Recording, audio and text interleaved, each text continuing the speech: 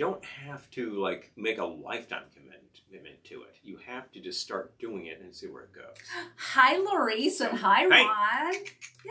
Hi, folks. Oh my gosh, the lighting is so different in here now. It's really kind of astonishing. Oh you my change gosh. your That's wall crazy. color, which is no mean feat, but at the end of the day, it's hi, not Aaron, and hi, Devin. Woohoo! Oh, thank you so much. you. I'm so happy with the walls. They kind of match our outfits tonight, and kind of playing off of that. It's weird. You change one color, and then like the lighting, everything's different. Lighting tilts or something.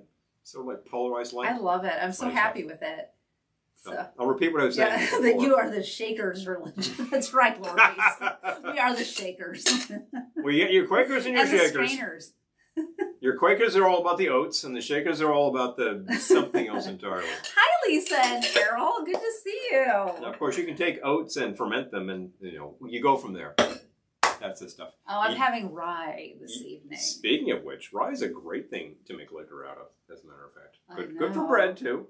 Although your bakers out there, including Laurice, will tell you. Oh, thank you, Devin. You could use a little wheat gluten for strength, because that's what it's all part of. So it does feel bigger in here, partly because we got rid of a bunch of furniture. Well, yeah, many things are missing. Yeah, so, yes, oats in liquid form. That is right, Lisa.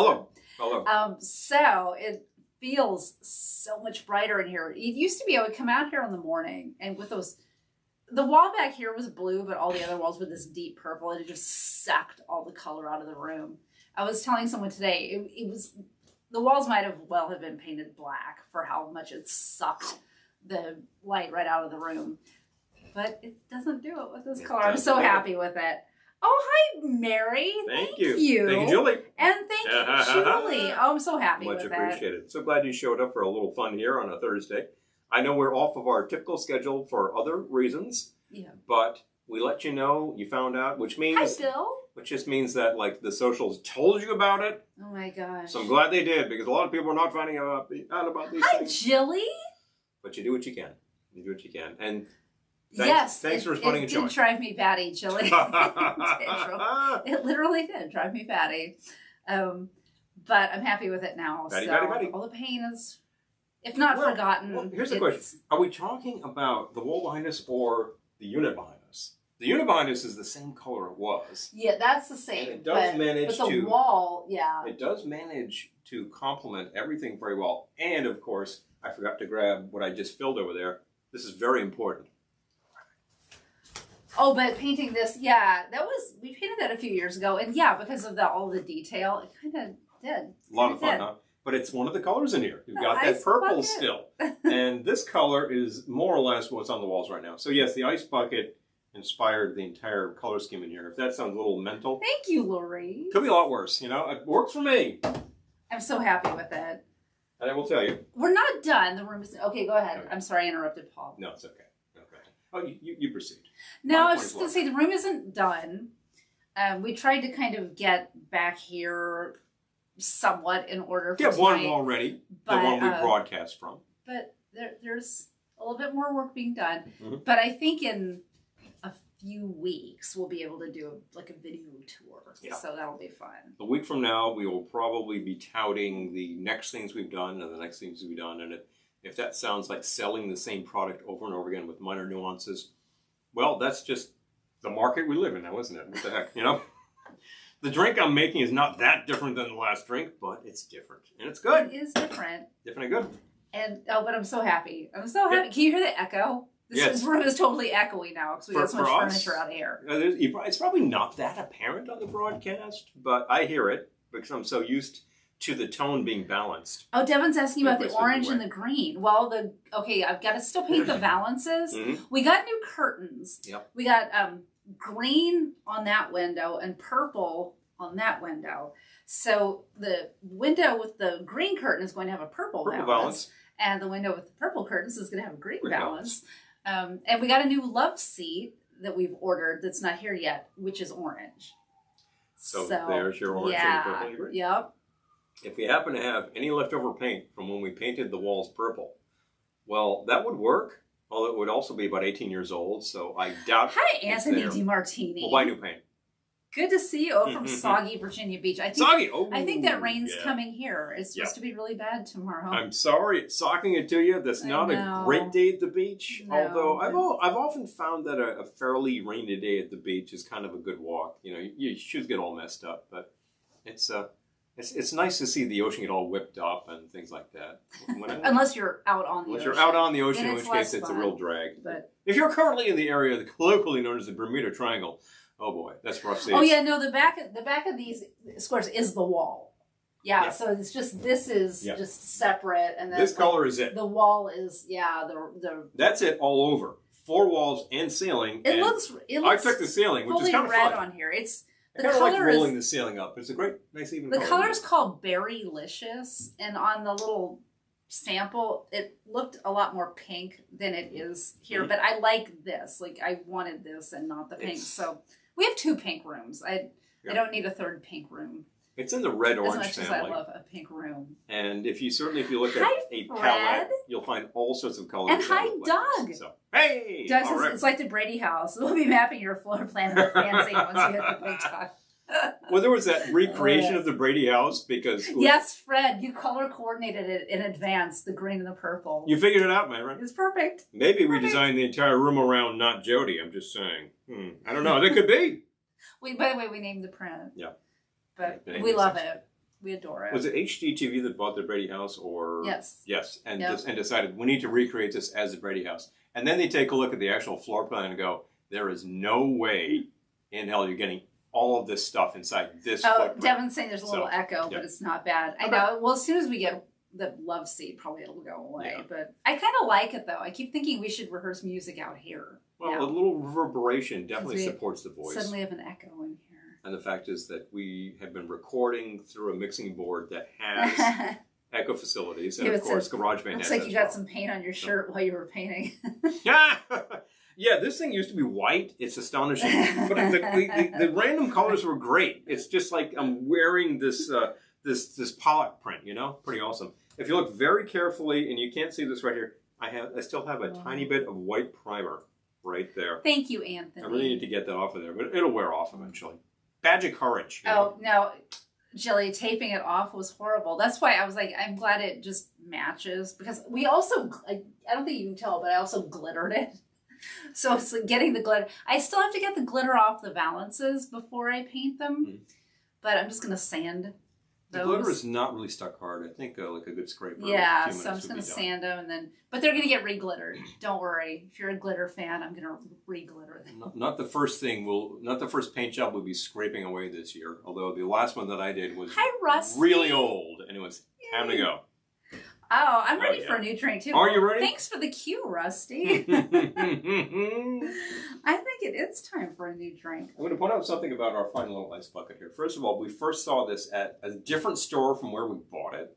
So if you're in Cleveland or vicinity or are planning to be there in a matter of days and you're like, oh, I love that bucket, go to Flower Child. That's where we didn't buy it. And take a look behind the counter. It might still be there. Yeah. Hi, Betty, thank you. Bring a few dollars because I don't think it would be on the cheap side. I don't think it would be 4 figures, but I think we got a deal. But we got a pretty good deal on this one because it was like you could tell it's been sitting on the shelf for a while. It's been sitting, and it was sitting for a reason. And I can be honest with you about these things. These things are not perfect. Can I actually explain to the audience why things are not perfect? Look, sure. There's a body crack right there. That's a no-sell for a lot of people. A major crack. There's a little nick. Right in this guy, and there's a cracks going down there. So it's got its wear and tear. It's not a perfect piece. A perfect piece is probably, what, a couple $100 bucks? If I insisted on perfection... You'd be looking for a long time. Our house would be empty because nothing in this house is pretty. Anthony says, turn off the reverb and sing Bebop Alula. Oh, my baby. There we go. A few Elvis songs. Ooh, good idea, Lori's. Lori says, can you make a drink with disco dust tonight in honor of the glitter? Where does the disco dust get to? I think it's in there. Well, we can find it. Isn't it? I'll go check that out. Yeah, it hasn't gone far. Long story, even longer. None of these things are perfect. This isn't either, and it's lovely. It's like none of these flaws are a problem. This doesn't leak. This is totally watertight. So you know what? It's part of the family. Now, I love it. Here we go. And that color pattern is awesome. I can't stand it. It's got its cracks and flaws just like we do. If you buy a new car and it's just and they've just been polishing it and it's pristine, and you're like, oh, I love this car. The minute you drive it off the lot, you're paranoid of that first nick. Hey, buy a car that's 6 months old that used to be a rental, and you're like, oh, it already has a ding. You don't have to worry about the first ding. Isn't that a pretty good philosophy? I'm good with that. I like that philosophy. Now tonight, because in honor of all of the detritus that we had to scrape up and get up to get this room painted, you really have to do a lot of work and get all the old dust off. We actually said, among other things, we got rid of the liquor shelf across from us. It actually went to a good friend who was currently using it also for storage. Well, we decided to take a look at all of these bottles that have this much left in it. So Dregs Bar. That's it. Dregs Bar. The famous Dregs Bar. So we're just going to mix up a few things based on what is in back of us. Ooh. And see what the hell happens. Devin has lemon-flavored gold disco dust. Oh, my gosh. That is very Liberace for some reason. Oh, Doug says they have Not Jody print, too. Not Jody! I love it. I got to love Not Hi, Jody. Trisha. Oh, thank you. Thank you so much. I'm glad you're here. I give you many flavors of disco dust. Yeah. Okay, good. Not on the laptop. I'm thinking, let's see. I'm looking for a color that coordinates. Oh, this is good. I'll take that. Okay. That's interesting. All right, Dregs Bar. That's interesting. I have a couple of drinks in mind already. I have not tested them because then we'd run out of the dregs. Oh, and we have some liquor to taste, too. True. That's very, very old. So let's see if we die. Old and vile? Yeah, let's see if we die. Okay. Just catching up on comments. Okay, I think I'm caught up. Excellent. All right, so for my first drink. I like the idea of turning up the reverb in the room. Could you give us some Elvis, too, maybe? Okay. So my first drink, I'm calling Rough Summer. And I'm starting with some Rough Rider Bull Moose Rye. It's so rough. And that is from somewhere in New York. Baiting Hollow, New York. It's local. That's where the hell is Baiting Hollow? We hear these names and we're like, what? First and then we take a look and it's things. like 20 minutes from the house. So 2 ounces. We might have a little left out of this. Good grief. You'll have to make a rye drink. We're not killing the dregs of the rye. What's the point? All right, you got to make something with... I don't think there's enough for a drink, but... Can you... There's enough to supplement a drink. Grab that. Pardon me. 2 ounces of rye. And then 3/4 of an ounce. I might use this up. 3/4 of an ounce of elderflower liqueur. Let's see if I use it up. It's you're going to be very close to 3/4. Oh! Didn't kill it. An ounce of elderflower liqueur. Better change that on the recipe. Correction, an ounce. Okay, an ounce. But have we actually, right now. have we kicked the first one? We have. Okay. And we don't have recycling tomorrow because of Memorial Day. But guess what? We got new recycling bins in town and they're massive. I think they're 85-gallon tubs. So we can just pile it on. You know what? I should change this to an ounce too. But the great thing about doing a Dregs Bar day, or Dregs Bar episode like we're doing right now, is that at the end of it, you got about 15 empties, and you put them in the recycling, and, you know, the guys collecting this will be like, whoa, that's pretty good party. I always wonder what they're thinking when they collect their recycling. Okay, I'm thinking to myself, you wish you were here. So far it's 2 ounces of rye, an ounce of elderflower liqueur, and I just added an ounce of fresh lemon juice. Oh, that's a good place to be so far. So, and then some peach bitters, which I said 4 dashes. We'll see if there are 4 dashes in here. That's getting very low, too. Ooh, you almost killed that. There's nothing to speak of in there. The bitters bottles you can continue to shake for a while and you'll get something out of them, but you finally get to a point where it's like, Yeah, I know. It's But I'll sprinkle some disco dust on this one. I'll sprinkle some disco dust. Thank you. If you don't mind. Super nice.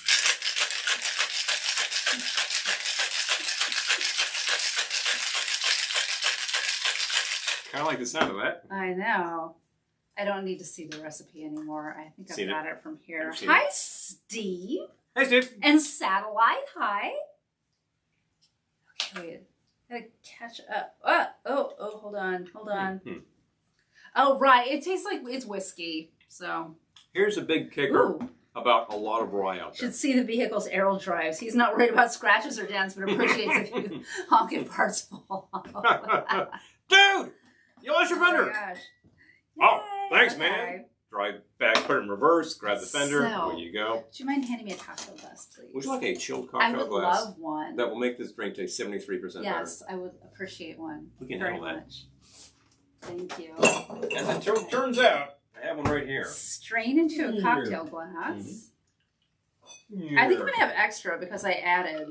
Bonus Look bits? at that bonus. Oh, you got a sidecar out of that. A Oh, big it's sidecar. more than a sidecar. The second drink. I know. Do I need that drink? You can move this if you would. Let's move it out of the way, Thank you. shall We need something over here so I can move my own stuff. You know what? I'm just gonna sprinkle it straight on from the. There we go. because there's not that much left. Disc go dust. All right, so I don't Almost know if you killed can it, but not see quite. how pretty and sparkly it is, but A little hard. You'd have to kind of tilt the drink out, which would be a problem. rough summer. It's a rough summer. Oh, I'm gonna copyright have control. glitter on my lips now. Yes. Hmm. The legal team from Bananarama Inc. wants a word with me. You know, for dregs, that's really good. Oh, that's really tasty. Here's the kicker about like the question of rye, bourbon, blended whiskey. What else is in that family? Irish whiskey, Scotch whiskey. Scotch whiskey is prepared by drying it out over fire, and the smoke reaches the peat. No, smoke reaches the barley, so you end up with a smoky flavor. Sometimes it's really pronounced. Do you have a bottle of the Bowmore back here? Yes. This is pretty smoky. Yes. Single malt. It doesn't play well with others. Irish whiskey is made out of different stuff and is not smoked. Devin says I'm going to look so 90s with the glitter on my lips. Seriously. Doug says if you have the VLK swizzle stick, it will. It will. What if the cocktail makes the glass take 95% better? Trisha's saying we need a guest. I know. Well, we can finally have guests We can do it now. again. So, yeah, if you are local and you would like some Dregs drinks. Look, regular watchers Come on over. understand that within the past year, during extreme circumstances, we still had 2 guests over. That is 2 groups of guests. The Clams played, and also the DJ Wayne Manor, the DJ Stately Wayne Manor, Yes. and Hardly Quinn played here. And they were Which doing was their super job. fun. I was completely wrapped up in bandages at the time, so that was safe, et cetera, et cetera. But we were fine. You know, we kept the distance and all that. But not much else. We didn't have a party. We didn't have other things. We did have the usual. We did plenty of We Christmas, didn't have a plenty Christmas of party. Thanksgiving. We didn't host Thanksgiving. Yep. But But other things happened. So, clearly enough, that's it. now we can. But now, I would love to have a So studio if you want audience. if you want some Dregs drinks, let us know. Are you available right now? Because we're mixing. The bar is open. Oh my gosh, this is so funny. We got a new stove too, so we got our stove hooked Because up it wasn't today. enough to do around here. Paul decided not to DIY because it was going to take too long, so we just called someone and had him do it. And he kept looking around our place and like, "I really like your setup. I really like your setup." So Paul said to him, "Oh well, 5:30. Come on by. The bar's open." And the guy's like, "Really?" And I said, "Wouldn't that be hilarious if he They just actually showed showed? up?" Hey guys. Oh hi. How you doing? You know. Here's the thing. He responded to that because he was leaving via the front and said, "Hey, is this a tiki bar?" I said, "Perceptive man. That's exactly what you got tiki here." bar. Not everybody understands what the hell that means these days. And he was a younger guy, so I figure you've heard something about something, right? Now, there are plenty of contemporary tiki places that you might have just heard about such things. Great. The other thing is that I decided not to do this myself because there I was at Lowe's looking at parts saying which one's right, which one's not right. I called her, which is the diameter of the pipe, and He etc. called me when I was in the middle of a Zoom. I'm like, I really can't go look right now. I said, fine, I'll wait, you know, and I went and found some other stuff up to my order, but I kept the other stuff. It's good. And Now you then can return I it. took a look at the manual and said, I don't understand how this is supposed to happen. It's probably simpler than I think, but you know what? I'm going to spend a lot of time learning how to do this thing that I need to do once. Once. I don't never need to install a gas stove ever again. So why bother? I said, screw it. I'm tired of that. I don't need to DIY everything. Other things I will fix. Other things I fix better. Doug says, you So had I'll do the that. clams play in the backyard. The year was not a total loss. It was not a total loss. You're right. We did have some. We had the DJs here for some Halloween. moments, They did a yeah. big mix master thing for Tiki Oasis. It was really cool. I enjoyed that. Great. Stately, mix. yep, Stately Wayne Manor. Yep. If he, Devin says if he shows up, give him my number. Yeah, Commissioner Gordon, facial and vocal recognition is just like, okay, Bruce, if only Batman were here. Yes, if only he were. Yeah, Jesus. I know. Alfred comes around and he's like, yes, Wonder sir. Woman. Wonder Woman, it's like... Wonder Woman. Diana, it's like, yeah, hello. If only you were as gorgeous and glamorous as Wonder Woman, I'd totally, what I mean. And it never occurs to him. Never occurs to him. Would be boing! Like, Steve Trevor is really dumb. Dense. Okay. Dense. And I love Wonder Woman.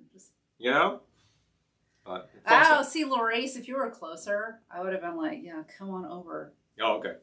Well, Oh, thank you, Steve. Steve says your Tiki Oasis live DJ Halloween video was superlative. Thank you. That was really fun. I'm glad that people saw it, really remember fun. it, because I thought we reached a decent audience, and it's absolutely impossible to tell on what we're doing right now. I don't know who we're reaching at all. Facebook, YouTube does not give you good stats. I don't know the first clip. Well, they don't give you good stats when you're live, because they'll tell you, like, 3 people are watching, and you're like, really? Awesome, 3 people, and you interact with those 3 people, and the next day it's like 200 people were watching. It's like, where were they? Okay, if you say so. I would have been glad to call them out, every single one. As long as you show up, that's awesome. Thank you. But, that's how Wonder Woman knew he wasn't worthy. That's right. Seriously. That's right, Devin. By the way, we actually managed to see the second of the contemporary Wonder Woman pictures this year. Everybody panned this thing. Oh, it's so terrible. I liked it. And we watched a screener because you get this via your union, because your ability to vote. I thought it was actually pretty intriguing and pretty well done. But I'm not... I thought that it was much better than anybody made it out to be, or that it had a right to be. So I think, that's not judgmental, but I just think, that type of thing, as an action picture or whatever, who cares? But it was actually working on some very contemporary media themes. What is it? Is Wonder Woman DC? DC Comics. DC. Yes. I don't know that much from these worlds. I mean, like, if I saw Black Panther, I've seen Wonder Woman, but like, that was cool. Most of these I've never seen, so I'm not the person to ask, but I enjoyed them. So we enjoyed the first one. They came recommended from Devin says she's watching the Halloween from the car. Hopefully from the passenger seat. Laurice enjoyed the new Wonder Woman. Good. I mean, it's not just us. I liked it. Honestly, I'm just thinking to myself, it says a lot about contemporary media personalities and the creation of these media personalities, and people who start getting an idea in their head and start working with it and just get this massive ego. And I'm not going to go any further than that. You know what I'm talking about. There's many more than one person I'm talking about here. And it just gets away from them. Oh, Charlie's Angels. Yeah. Oh, Doug says Nora Charles is my idea of Wonder Woman. Well, we quote You're telling me on the daily, so I was just quoting today. Well, I was paraphrasing. Oh, perfect. I was paraphrasing. I was actually paraphrasing Muriel. Muriel. I'll do anything. Yeah, you will? Muriel. When oh, that's interesting. The frying pan juggler. Yes. She's a tough cookie. Yeah. I believe the actress is a little about this high, but that doesn't make any difference. She can still sling cast iron like a pro. Nearly misses his head. I was paraphrasing her because I was talking about our neighbor. Because our neighbors on that side, not this side, these are the new neighbors, and the new neighbors are awesome. Industrious. Thank you. But the neighbors on that side we call Ralph and Alice Cramden because they scream at each other constantly. All the time. But I think I have a pretty long fuse for people. I will take people's BS a lot longer than I should. But I've had it with him. I'm done. And it's because he is so whiny. This guy, he's screaming at her and everything, but and she gives as good as she gets. Don't get me wrong. Let's be fair. But he screams at her in this high-pitched whiny voice, and I've just no respect with him. So no respect, yeah. So I was saying I don't like whiners, and if I did like whiners, I wouldn't. Anyway, it was just a whole thing. If I did like whiners, I wouldn't like whiners who are complainers. If I did like whiners who are complainers, I wouldn't like whiners and complainers who abuse animals. And if I did like whiners and complainers who abuse animals, I still wouldn't like you. And there you go. So I need to make something, I guess. Well, if you want. Yep. Let's see. You have an idea in mind? I have a second one in mind, too. I actually do enjoy the idea of taking a look at the dregs and saying, Herm, what the H can I make with this whole business over here? That's really 1 degree removed from good old cocktail roulette, which everybody loves. I know. I don't think that those are all of our dregs, by the way. But if you want to go do a quick tour of the bottles that are on the floor of the dining room. It is not uncommon at all for us to actually appear at somebody's party. So, oh, hey, come on over. And they know that we work with a lot of liquor. And they're like, well, the liquor's back there. And there'll be this random assortment We usually of things. end up behind the bar. We freaking end up behind the bar. Random assortment of things. And I think, and they'll say, oh, go use anything. And I'll think, what can I make with this anyway? Yeah, they snatch their wigs. Interesting. Oh my God. I'm done with him. I'm done with him. Lazy. He's so whiny. But it's also like if you go to a function. Hi, Elizabeth. I go to a fair amount of functions via work, right? And the bar back there will have all these sorts of liquors and not enough mixers and no vermouth. So you got 3 or 4 gins, and you're like, I'd like a gin. I don't know. I can't make a martini. Did you bring gin? Did you bring gin? Yeah. You know, did you bring vermouth? No. Did you have Elizabeth, cocktail yeah, cherries? thank you. That's a great album. No Manhattans. Elizabeth likes Martini Time. Martini Time itself is just a. She was just listening to wonder it shot. last night. Isn't it a great record? So good. And then I have Manhattan Time behind And me. then Manhattan Time. If you enjoy Martini Time, Art Van Dam, you have to get the obvious sequel, Manhattan Time. The story of how we ended up with Manhattan Time was kind of hilarious. They're both pretty salacious covers, and it's both very respectable looking drinks. That's a pretty good looking martini and Manhattan over there. Mm-hmm. Musically, I think these are a lot of fun. They're very low key jazz, and he's an accordion player, which is pretty unusual for jazz. So I'm happy with those records. Yeah. Oh, Anthony! Thank you, Anthony. Thank you so much. We appreciate it. Yes, we are going to be at Ohana, Tom. We will be there, my friend. We will be yes. there. Oh yes. Oh yes, we will be there. And if you show up and if you're thinking, so is there going to be any grilled pork products this year? Oh, we will not disappoint. That's going to happen because that's Saturday. We'll be bringing the grill. That's the thing. And if you're thinking, could I actually take a challenge involving some pretty weak lagers? We will not disappoint as well. The Old Man Beer Challenge 12. I don't know how many times I've been doing this. It's got to be at least. I think we need to have trophies again this year for the Old Man Beer Challenge. Yeah, we need awards. One year we had trophies. We did. And last year, everybody got a sticker, and the top champion got a gold sticker. I think I'll repeat that. Devin says, I think most events expect people to just order vodka sodas. I think you're right. I think you're right. Animals. Yeah, seriously. Ohana is... Jesus, my dog drinks better than you, Mid-September. Not you. Actual date, 16th, I think. I'll go to the website. I was just putting that on the calendar today. 16th, 19th. September 16th to 19th. At the Tiki Resort, the one and only Tiki Resort, Lake George, New York. If you're interested in the event, understand that all tickets are sold out a long time now. But get on the wait. If you're interested, get on the wait list because people do get in. But people cancel because life happens. They do. Just get on the wait list. We've seen people get extremely late tickets to this thing. Oh, Elizabeth Manhattan Time. The story of how we ended up with that is hilarious. It's a hilarious story. I'm not going to tell that right here, but we'll see in person. And we'll go on from there. And I tell you, it's not that hard to find that one. You can dig around on eBay, etc. Discogs. Try Discogs. Lisa says you guys can spam people without making them mad. That's right. Seriously. You'll love being spammed by me. Oh, and Tom, if you're still here, if you happen to have any, say, smoking products at the time, I'm not going to smoke them because I officially do not do that for work purposes. But I might be in your vicinity and enjoy the aroma of a fine stick because I know that you like a nice old stogie from time to time, and it looks like you're enjoying some pretty nice stogies. So there's a shout out to the cigar smokers there. I'm going to make something. Ooh, Devin, I love it. Damn it! Yay for royalties. Oh, I will. Would I take royalties? I take royalties. You deserve your royalties. I've got residuals in my time. Not for a little while, but I'm working on it. I'm working on it. I'm updating my acting materials. Yeah, but I'm working on it. You'll see me on TV soon. It's time to kick the Tennessee honey. All right, Jack Daniel's Tennessee honey is the sort of thing that people are like, oh, I love that. What do they do with it? We bought that specifically for... one drink. Eggnogs. Mm-hmm. So, okay, wait, what are you calling this? Masterpiece? I have no idea now. Give me Wait, so how much? 4 asterisks. How much Tennessee honey did you? How much was there? I don't know. There was like 1.5 ounces. That's liqueur, by the way. It's a liquor. So I'm actually going to take away some of that. What most people do with this is they go, that's smooth. It's because it's a liqueur. Danny. It's still 70 proof. Tennessee. And if you have a few shots of that, you're getting loaded. So it's got a really nice honey flavor to it. It's Jack Daniel's, quality liquor product. There was a question about differences between liquors, whiskeys, etc. So Jack Daniel's is not bourbon because it's not made in Kentucky. It is a Tennessee whiskey.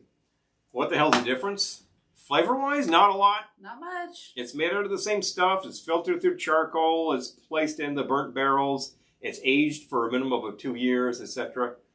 You're going to end up with a product that tastes a lot like the other product. So if you got a really reputable bourbon versus the Tennessee whiskey, yeah. These versus a rye, it depends. Doug, have you been to Keen's? You need to go to Keen's. On 36th Street? You need to go to Keen's. The whole ceiling, like they have all these, in the pub, like all these pipes hanging, like, because they've been open since like, I don't know, Victorian times. But yeah, they have all these pipes that people would leave and like they hung on the ceiling. You got to go there. This joint, how to make their legendary mutton chop. Yeah, this is one of the few places in America you can get mutton. It's a steakhouse. Vegetarians, okay, you've been warmed. But this is a really serious piece of sheep, I tell you. You'll like this. They do well. Lori says our animals get rainwater, just like Brigadier General Jack. We love Dr. Strangelove so much. I need a cigar prop so I can like, no. So anyway. That movie is hilarious. Mandrake, fix me a drink of rainwater and grain alcohol. And make yourself whatever you like. You know why I drink rainwater and alcohol? Grain alcohol and rainwater. Mm-hmm. You know? Precious bodily fluids. Fluoridation. The latest commie plot to sap us and diminish us of our precious bodily fluids. Yeah. Brilliant. Sterling Hayden was pretty gonzo, and he really inhabits that role well. I'm going to add to the Tennessee honey some lemon because that really seems like the way to go. Half an ounce. Is that all you're doing? Excuse me? Tennessee honey and lemon? What in the world makes you think I'm done? Just asking. Just keep creating. Okay, so here we go. So I added a half ounce to 1.5 ounces of the Tennessee honey. I don't know. It just seemed a little sparse, but it is a little sparse. We've only just begun. I'm working the flavor profile to see where we get. Sweetening this up, souring this up a bit is a good idea. It was already plenty sweet. It's a liqueur. We could potentially add more liquor to strengthen the base. We bought it to use with eggnog, and it is great in eggnog. With eggnog. It is. I'm not gonna. It's perfectly fine. I'm not going to diss it. What have I got? They're stealing our essence. Yes. Precious bodily fluids in our essence. How about, you were talking about using some rye. How about some of this Rough Rider? So here we go with the rye. We can finish up the rye. The flavor profile on this is extremely different than what I started with. This is not sweet. This is a rye. It's 100 proof, so it's pretty serious stuff. I'm going to give this a half ounce of that and see how far we get here. Can I kill it? Can I kill it? I've killed it. Now, does that look like more than a half ounce? No, that was a half ounce. Okay. That's evening right up there. Second dead soldier of the day. You gotta stop saying dead soldier. I know we just passed Memorial Day. I'm not making any disrespect or anything. It's distasteful. Well, it's what the bartenders call the empties. And you think, geez, you know. It's a little morbid. Of all the poor taste. Bartenders will be like that too. So far I've got 2 ounces of a whiskey base. But it's really the whiskey with a liqueur whiskey. And I got some sour to sour it up. Oh, peach bitters. It sounds like we're verging into, which she really wants to kill these folks. We're really verging into sort of a SoCo territory, but don't be afraid. We haven't sweetened this up too much. Oh, you killed it. A bunch of I'm dashes going to call that of peach bitters. 5 dashes. 5 dashes peach bitters. It's good to me. How far have we gotten here? Let's find out. I think you might be done. Unless you need more base liquor. No, that's good. That's good. But else we have back here that might be good? What are you looking for? A base? A liqueur? Oh, I don't know. I'm just taking a look. No, I think that's done for them. I might get a little bit more of the lemon because it's still slightly sweet, so I'm going to verge that into 3/4 of an ounce. Okay. And that will do the job. There we go. The base on that is pretty sweet. This needs a name. And if you just had that on the rocks, sort of an after dinner thing, it's pretty digested. That it does. Kill it. Rusty says, kill it. Theme of the night. Ouch! Oh, yeah. Lisa says, Paul's making cough syrup. I know, I'm a little afraid. Well, honestly, it sounds an awful lot like a bourbon stone sour, which is very good cough syrup. It's not going to cure your cold. Nothing is. You're going to cure your cold. Let's be real. Kill it. Let's get a cold glass. I love a crime theme. And what if I do? Oh my gosh. Long goodbye. I love it. Oh, wait, yeah. That's, is that Dashiell Hammett? It's Mickey Spillane? It's yeah, Who is? I forget who wrote that. I know Altman, but yeah. But who wrote that? When you look at that. Oh my God. That's a drink they need in a You need a sidecar. straw. Carefully. There's no fighting in the war room. Yes, Elizabeth. We named our office the war room at one point. Yes, precious bodily fluids. I think our office remains the war room. Yes, our precious bodily fluids. I believe I have a T-shirt that simply says, "Gentlemen, you can't fight in here. This is the war room," which is brilliant. President Muffley. That's a bit of a crude reference. That was both of our fathers. That was like among both of our fathers' favorite movies. Both of our fathers served in the service. Yes. I don't think your father was drafted. Chandler. Chandler what? The Long Goodbye. Oh, Raymond Chandler. Yes. Thank you very much. Yes. Thank you very much. Chandler. I am off tonight with my crime authors. He's inhaled too many paint fumes. As a matter of fact, over the past week, I have. And more to the point, primer fumes. And if you get certain primers, which are alcohol-based, we did this at one point, they'll get you pretty high. You got to ventilate that place. Get you high. It's really good stuff because it really sticks. We were trying to kill a coat of paint, and it worked. It worked. Well, stuff we used was water-based this time, but it was just paint. I suppose we should talk about the old coat of paint. Mm. When we first moved into the house, you're getting sentimental about the old coat of paint? No, I'm not. But thank you. Mm-hmm. When we first moved into the house, I was all about buying a house. I'd never owned a house before, so I wanted to paint every room. I'm like, no more white walls was my theme. Like, I don't care, but no more white walls. So we get in here, and I'm like buying all these bold colors and painting the walls, and the coats of paint were horrible. And we found out later it's because we were going over oil-based paint and didn't know it. Yeah. So the paint, we would like put the paint on the walls, and no sooner did we put it on, it would just like start peeling off. That was the bedroom. In here, it was terrible. I don't recall it peeling as much as it didn't. We could not. It didn't matter how many coats. Not make an even coat. We couldn't get an even coat. Like you could do 5 coats, and you could not get an even coat. We gave up on that. We bought a paint sprayer and tried in there with the red, and it was equally horrible. Didn't work. It was just a lot of work, and it was a big mess to clean up. It was awful. Still have the sprayer. Somebody want a sprayer? I really can't do anything else with it. It's kind of a pain. Broadcaster. We have one. So anyway, long story short, we talked to people, and they're like, "Oh, you're probably going over oil paint," and they steered us toward the right primer, and it's been smooth sailing ever since. But before that, we're just like, "Oh, our house hates us. It rejects paint." All the paint. Oh, in that room where we had the red, we went over that with that good primer, which was kind of gray as I recall. Good. That was this heavy coat that killed everything, and then the new coat is beautiful. Great. Yeah. So, hey. We had to get the right primer. Whatever the hell that was good. Shellac, I saw that. Fairly expensive, but you have to pay for quality. With the paint we bought was not cheap. Shellac is the wonder coating. And was worth everything that we did. So. You can see the big board. You can't let him in here.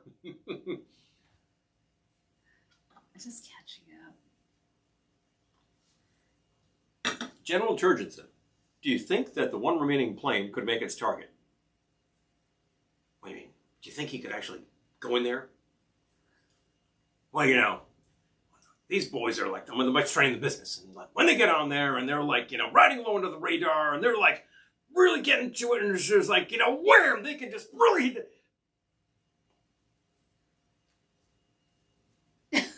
It's not the speech. It's a terrible, terrible impression, but that whole speech is brilliant. Because he basically describes how, they can totally hit the target. Oh, they've lost 3 inches. They can do it. Lisa, I get it. We live in like the weirdo house. Mm. Oh yeah, hee-haw, Lori's. Oh man. Oh God, I know. Yeah, Major King Kong. I love the fact that whole crew is great. You have like the obligatory, like, African American, you have the Jewish American, you've got this hick. Hi, Nick Nack. Good to see you. It's all Americana all down the line, and it's just like he's calling back to these guys. He's like, Major Kong, you might want to take a look on the CRD discriminator. He's like, Goldie, how many times have I told you boys to stop horsing around back there? The whole film is about communication. There's this great bit where they're talking back and forth as if they're a mile away. He's a film major. It's a B-52. You think they must be a mile away from each other. And he says, I'm going to come back there, and he walks like 6 feet. They're right there at the communications bay. I've seen a B-52 in person. It's an impressive sight. It's a huge damn airplane. I never noticed until I took a film course that, you have like, in these war films back in the day, you have... your people who are going to die, and of course, like, white people live. But anyway, we're not here to talk about that. Yeah, well, we're not here to talk about that. Different subject for the psychoanalytical course. Exactly, but I did notice. I noticed that. We recommend these things, and the fact is, and I do recommend Dr. Strangelove. In Strangelove, the one person who definitely dies is the guy riding the bomb. So there you go. The other guys, they're running on one engine and they have no fuel. So they're over like, Kamchatka. So who knows what's going to happen there. After that, all hell breaks loose. I feel like watching it again. I feel like watching it tonight. And we could very much do that, as a matter of fact. Larry says, I feel like I watched Fail Safe and Dr. Strangelove in the same way. Man. Oh, Peter Sellers Team Live Brunch. Oh, Doug. Brilliant idea. Could we possibly do something like that? I'm thinking a week from Sunday. Is anybody up for being there? A lot of people will go nuts. And a lot of people go nuts over a film called The Party. The last time I saw it, I realized, all right, it's not as bad as I thought. And it's also not as good as I thought. It's wacky, The Party is all about, you have to check your brain at the door. You do. The Party. It's kind of dumb. You do. You have to check your brain at the door. Got a great score, though. Again, it's just another... fantastic. I love Doug. A fantastic Mancini score because I love that idea. That's what he did at the time. But Being There is a different kind of brilliant. Which I first saw Being There in the theater when I was a kid. Yeah, at that age. And I don't think you got any of that. I wouldn't have. I didn't get it. No. I was just like, oh, okay. It's a thing. What? Who knows? I liked it, but I didn't get it. So yeah. Oh. I love that idea. It's so good. I tell you what, I forgot to add the lemon peel, so I'm going to do it now. Uh-oh. And I have a small lemon peel, which will actually complement the small amount of drink I have left. So there we go. I have another drink in me, Here's some peels. Use them. Why the peel, by the way? Oh, we need to do another live brunch. I love that idea. Ooh, that's so good. nice. That's good. Improve the drink. It's actually a very good little sour with a few ingredients that we had on hand. And one of them was pre-sweetened, so you didn't have to add any liqueurs. I like to watch. I like to watch. Mm-hmm.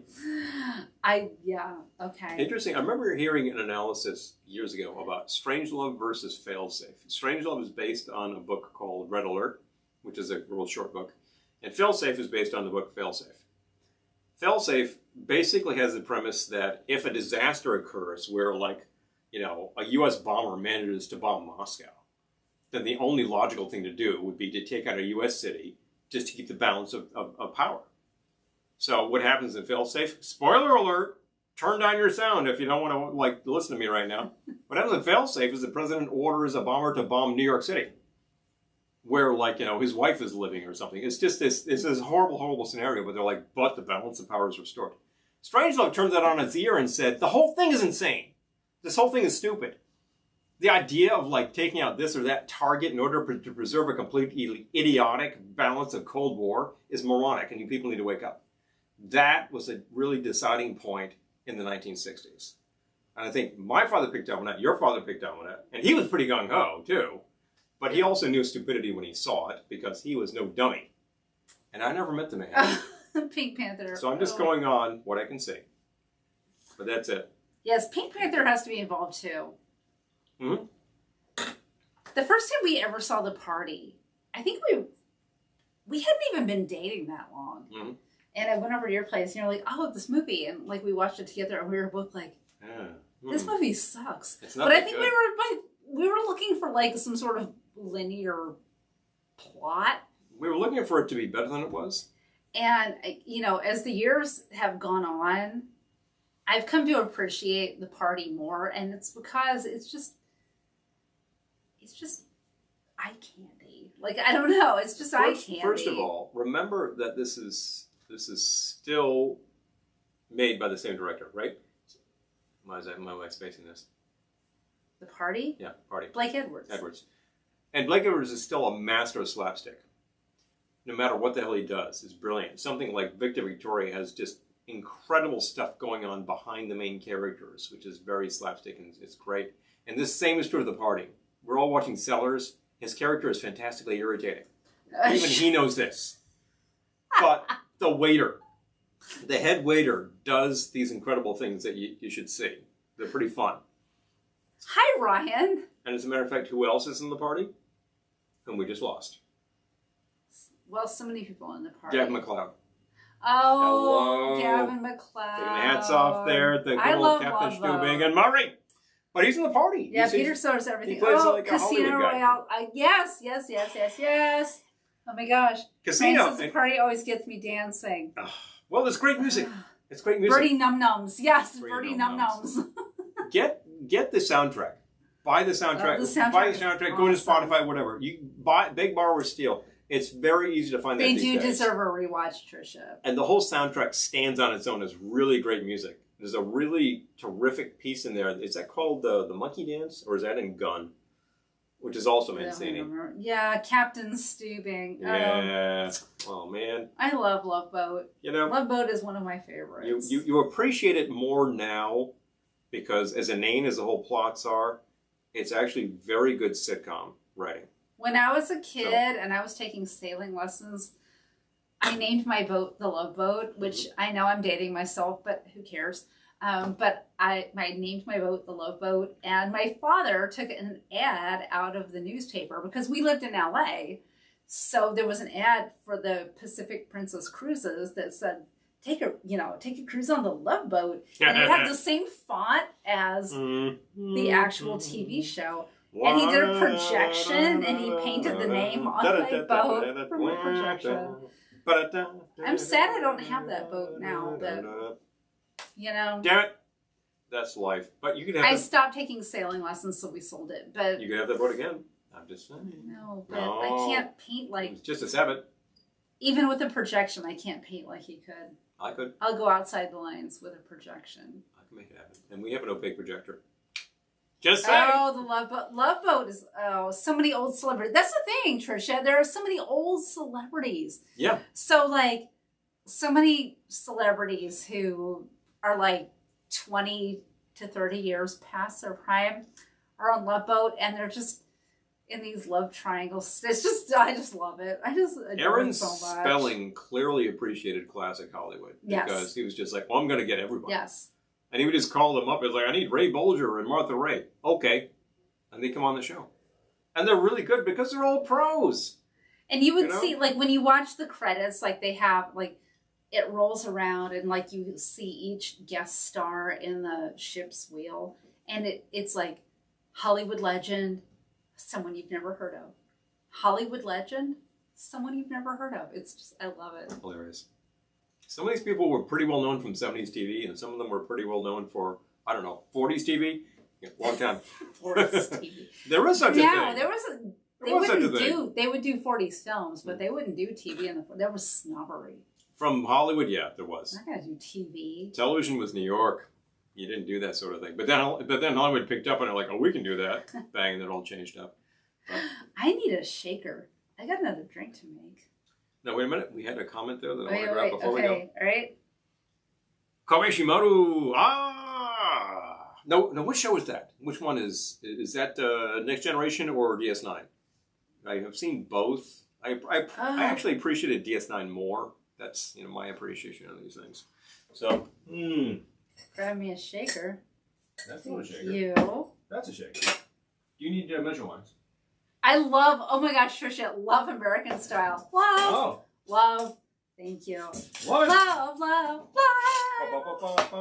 Love American style. I can admit to having red, white, and blue. seen some of those in first run, and I'm pretty amazed because I was pretty young then. Was still on the air when I was young. Oh, it made large impressions on my brain when I was a child.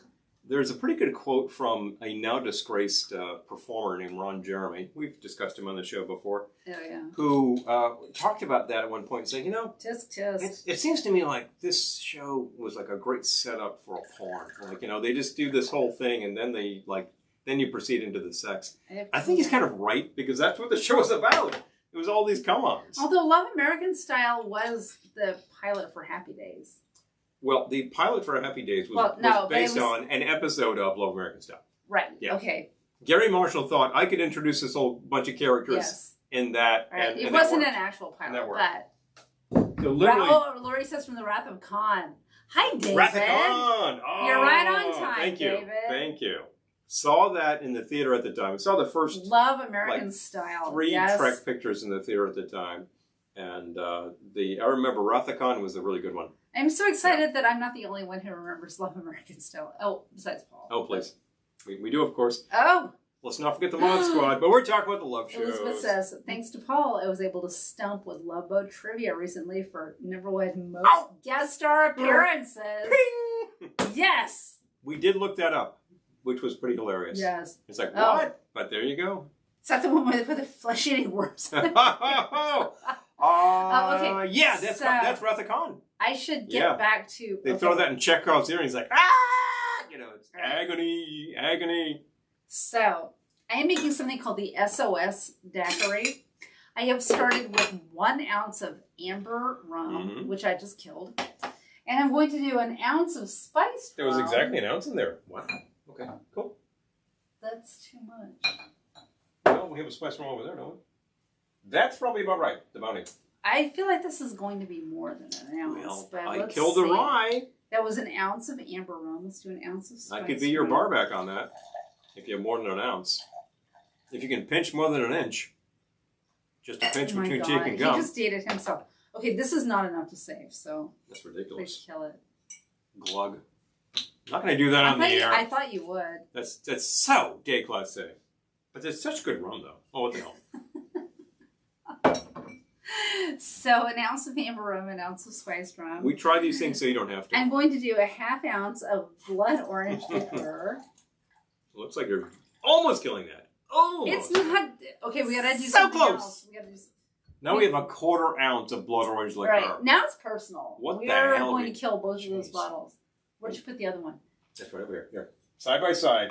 Yeah. Bounty and blood orange. It's going to be your sidecar over there. ½ ounce of fresh lime juice. Lime juice. We have plenty of lime. We're low on lemon. And... lemon bitters. Yeah, lemon bitters. That's right. Let's Brothers. see how much is there. Basically, this is a substitute for a lemon twist. So you might not do both, but then again, you might. Maybe you like a lot of 4 lemon. dashes of lemon bitters. I'm afraid this might not be... I gotta change that.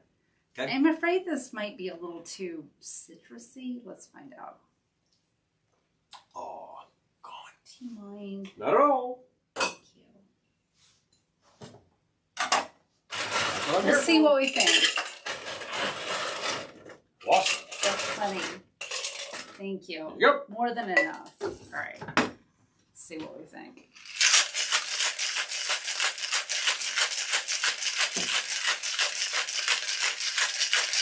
I think we've done at least 2 Love Boat episodes, and I feel like we need to do another one.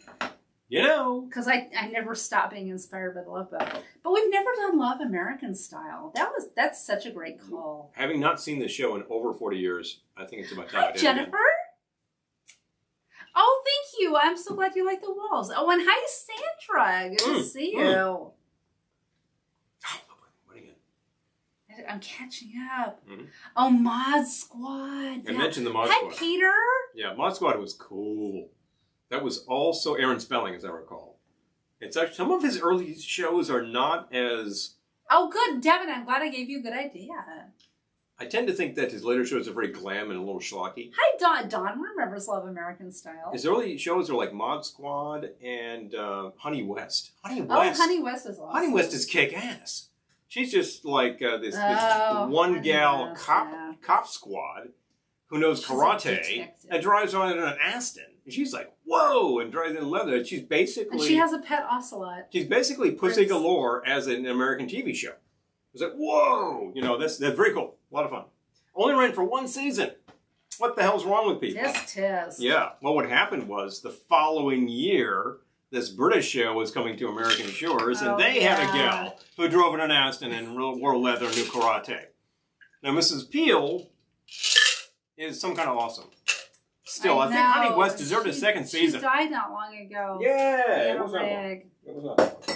I still think that Honey West deserved a second season. Maybe she will one of these days. Ooh. And Aunt Frances actually died just a few years back, as I recall. This is really good. The lemon bitters. Yeah. Tell me what you think. Let's try that. Oh, you're right. I need to enhance that bottle with the Drake with the brown paper bag. That's the only way to go. And honestly, if I poured it into a flask-sized container, that is perfect. Yes, Love Boat is classic fun. And, you know, what do we have? Like, oh, that's kind of zippy. Is it Pluto? But it's on, there's like a Love Boat channel. I think you're right about Pluto. Yeah, gotta look it up. But it's there somewhere. It's more fun than I remember. Oh my gosh, Sandra knows someone that had a Love Boat. Oh my god. I seem to recall a big double bill that was on something like Friday nights or Saturday nights that was... Yes, Honey West Reboot. Hi, Lewis, by the way. Yes, Ocelot. Oh my gosh, Honey West is awesome. The show didn't really get a fair chance in its era and is strongly remembered by fans. I think that's I remember it. I see all sorts of junk getting rebooted who nobody cares about. But like Honey West, come on. Make this thing happen. Oh, Policewoman. I love Policewoman. I love Angie Dickinson so much. Oh. Here we are talking about the Dregs Bar. We're not really talking about Dregs TV. We're talking about some pretty excellent TV here. So it's funny, but that's how this conversation frequently turns to the classics. Policewoman.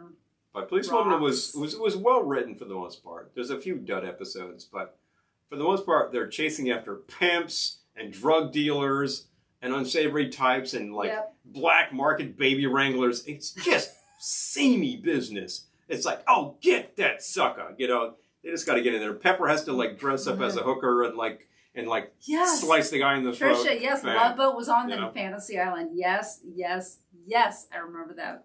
Am I wrong, or was there a lead-in from the Dukes of Hazzard? I seem to remember watching that in Fantasy Island. Was that with Love Boat or was that with Dallas? Love Boat Fantasy would make a lot of sense. And actually, that would make sense with Dallas, too. I used to watch that as well. But basically, I used to watch both of those shows for the same reason. Which, you know, was obvious enough. Sorry, I gave myself a cough. Yeah. Oh, The Haunted Highway. Hello. Ooh. Oh, what's the idea? Let's find out. Love it. Love it. I love the idea so far. I love the idea of this tiki bar that's based around the Haunted Mansion. And of course, there are mugs based around that Haunted. idea so much. Because Disney are no dummies. They are definitely doing Haunted Mansion paraphernalia. And they have tiki mugs. And they are cool. The normal mugs that come from Trader Sam's are pretty cool. So, you know, you just got to think. I think the one we saw the last time we were at Disney, which is about 4 years now, was The Three Ghosts, which is great stuff. It's great stuff. I remember seeing the Haunted Mansion for the first time when I was about 10 years old at Disney World in Orlando.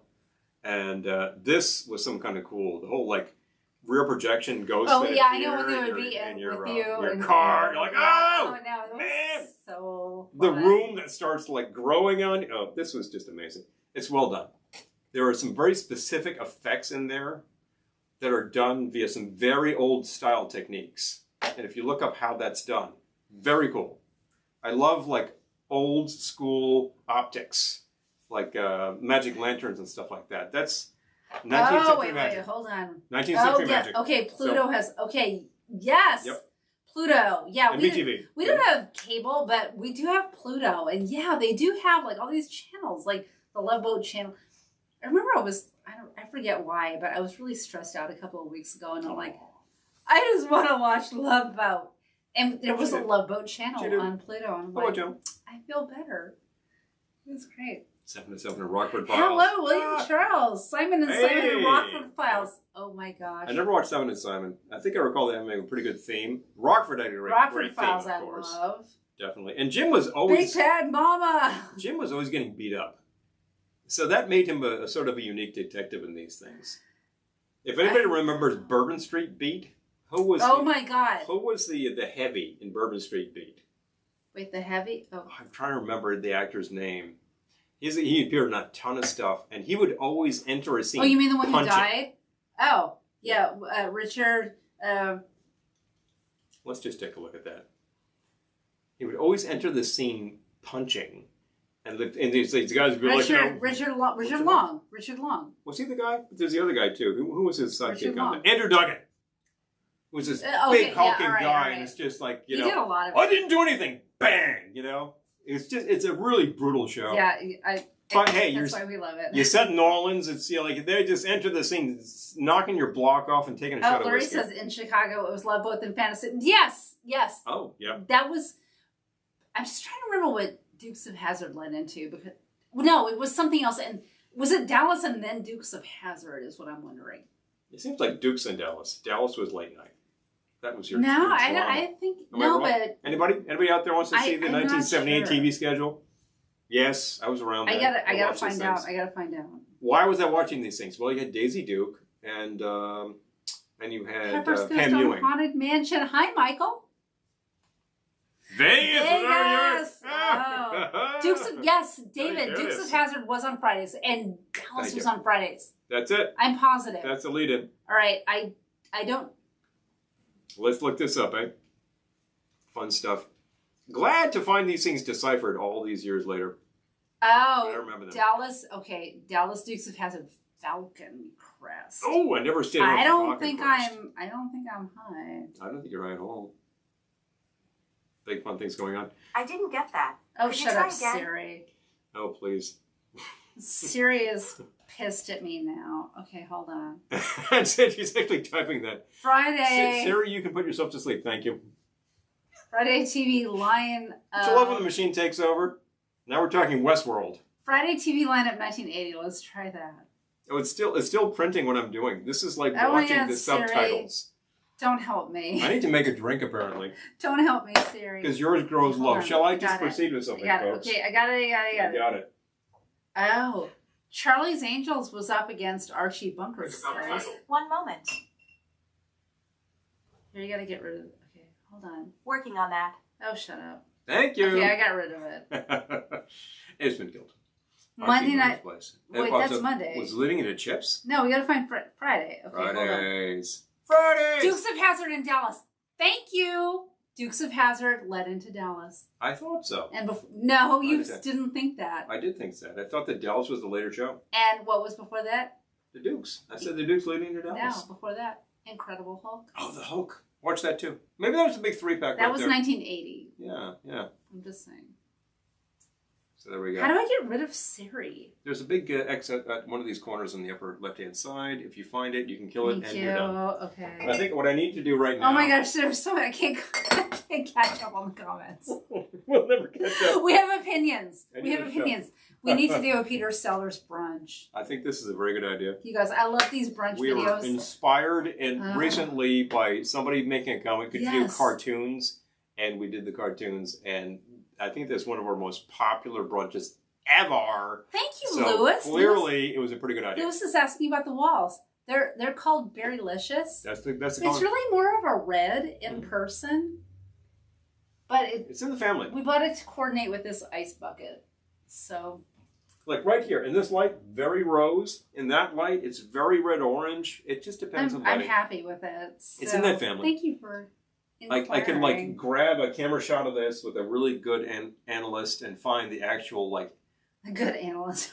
What am I thinking? If only I could find a good analyst and find the RGB on that and tell you what the hell it is, and there is such a thing. And then you could duplicate it Yes, yourself. Elizabeth. Yes, she found the same lineup. Yeah. Then Falcon Crest replaced Dallas. Remember that? That doesn't sound like a good replacement, but that was because of oh my gosh. Elizabeth says we were just talking about this lineup and its awesomeness the other night. Dallas had a lineup of characters who were like various like levels of like conniving and seaming. So that worked very well for what it was. I watched it because when I was young, I was, a little like, taken with the Victoria principle. I can admit that. Well, she did her job well. But she was mated up with Patrick, what's his name? The actor. I keep wanting to say Patrick Ewing, but that was Bobby Ewing. Dallas' name. Yeah. Bobby Ewing. Damn it, Bobby. Patrick Duffy. Duffy. It was like I was got that out of my basically head. her equivalent in masculine form. So there you go. You had the cheesecake and the beefcake. Gardner McKay. Oh my gosh. Gardner McKay. Yes. Dukes of Hazzard. Oh, man. The Hulk was a great show because the fact that the main character was always on the run. No matter what he did, he was always hated and hunted and moving on and moving on. It made it kind of like The Fugitive with the one-armed man. Route 66 where these guys have to keep on going from town to town. That kind of stuff. It was one of those shows. Maybe, what was the Richard Boone show? Have Gun Will Travel. Yeah. The man is for hire, but he's always moving on. That's very Americana right there. Devin found a glass haunted mansion snack tray. Oh my gosh. No, that price can't be beat. That's amazing. Hello. And that wasn't like stolen from your hands by some creep at the Goodwill. Yeah, you would have punched him out. Maybe it's just in the Northeast where creeps follow you around at the thrift stores. I hope so, because otherwise the whole company's kind of doomed. Oh my gosh. Jeez. 77 Sunset Strip, Route 66. Oh my gosh. Yeah. All these shows where they were just always moving on. Yes. Always moving on. That's very 1960s. You get to a film like, The Graduate. It's all this like indecision and it's kind of like moving from one thing to the other. It can't actually land on anything. Oh no. It's very period. Laurie says, I told Siri to shut up. And she responded, that's not nice. Excuse me, are you an idiot? Busted by Siri. Are you an idiot? She responded as if she was an idiot. I got frustrated with Siri once and said some some unnice language, and I got the same exact response. I made Siri a guy. And I actually said, well, I Siri, feel a lot bad about Siri, could you simply Siri do now. your job? And I got no response. So there you go. Mm-hmm. What I'm going to do right now is do something that we don't often do around here. And this yes, the party. This is to find a liqueur that we haven't used in a long time. Oh, God. And what about it? This was his idea. I'm just disavowing myself of this idea. When we removed the storage bar, which is over there where the bar used to be, it used to be very easy to reach behind us and grab a bottle. We found some interesting things back there that were fairly dusty. This is no longer dusty, but it is in fact Bowles Pumpkin Smash. This came up on an episode last year, I think. Somebody was asking about Pumpkin Smash, and I thought, oh, we used to have that. Ugh. Well, actually, we still had it. And if I had the bottle at the time, I would have had a sample of it so we could figure out what's what. Now, if I were incredibly true to course here, I would take this and mix something with it right now. But I'm going to say to myself, I'm going to intervene and say, this is so old, I have no idea. And therefore, the actual flavor profile is probably shot to hell. By which I mean, shot to hell. So, not being an idiot, I'm not going to tell you to drink this stuff, but being an idiot, I'm going to drink it. And tell you what we got here. That's actually a lot of liquor, which I'm not going to drink. But I will taste this stuff anyway. So here we go. Pumpkin Smash is really old and not recommendable. But because we will do things that you shouldn't do, here's to good friends. Tonight is kind of special. Here we go. The smell is pretty bad. Yeah, I think that like the esters are like totally off on this stuff. It's probably as sweet as it needs to be, but I bet what makes it pumpkin is the same simplistic stuff that makes your coffee pumpkin around October at Dunkin' Donuts. I am looking for the Pantone. Oh, I found it. Hold on. I'm taking a screenshot of the Pantone for this paint. Oh, you found it? I did. Match of Valspar 1005-1A. Very delicious. Good grief. There's no way I'm remembering this. So Trademark term. I'm going to share this.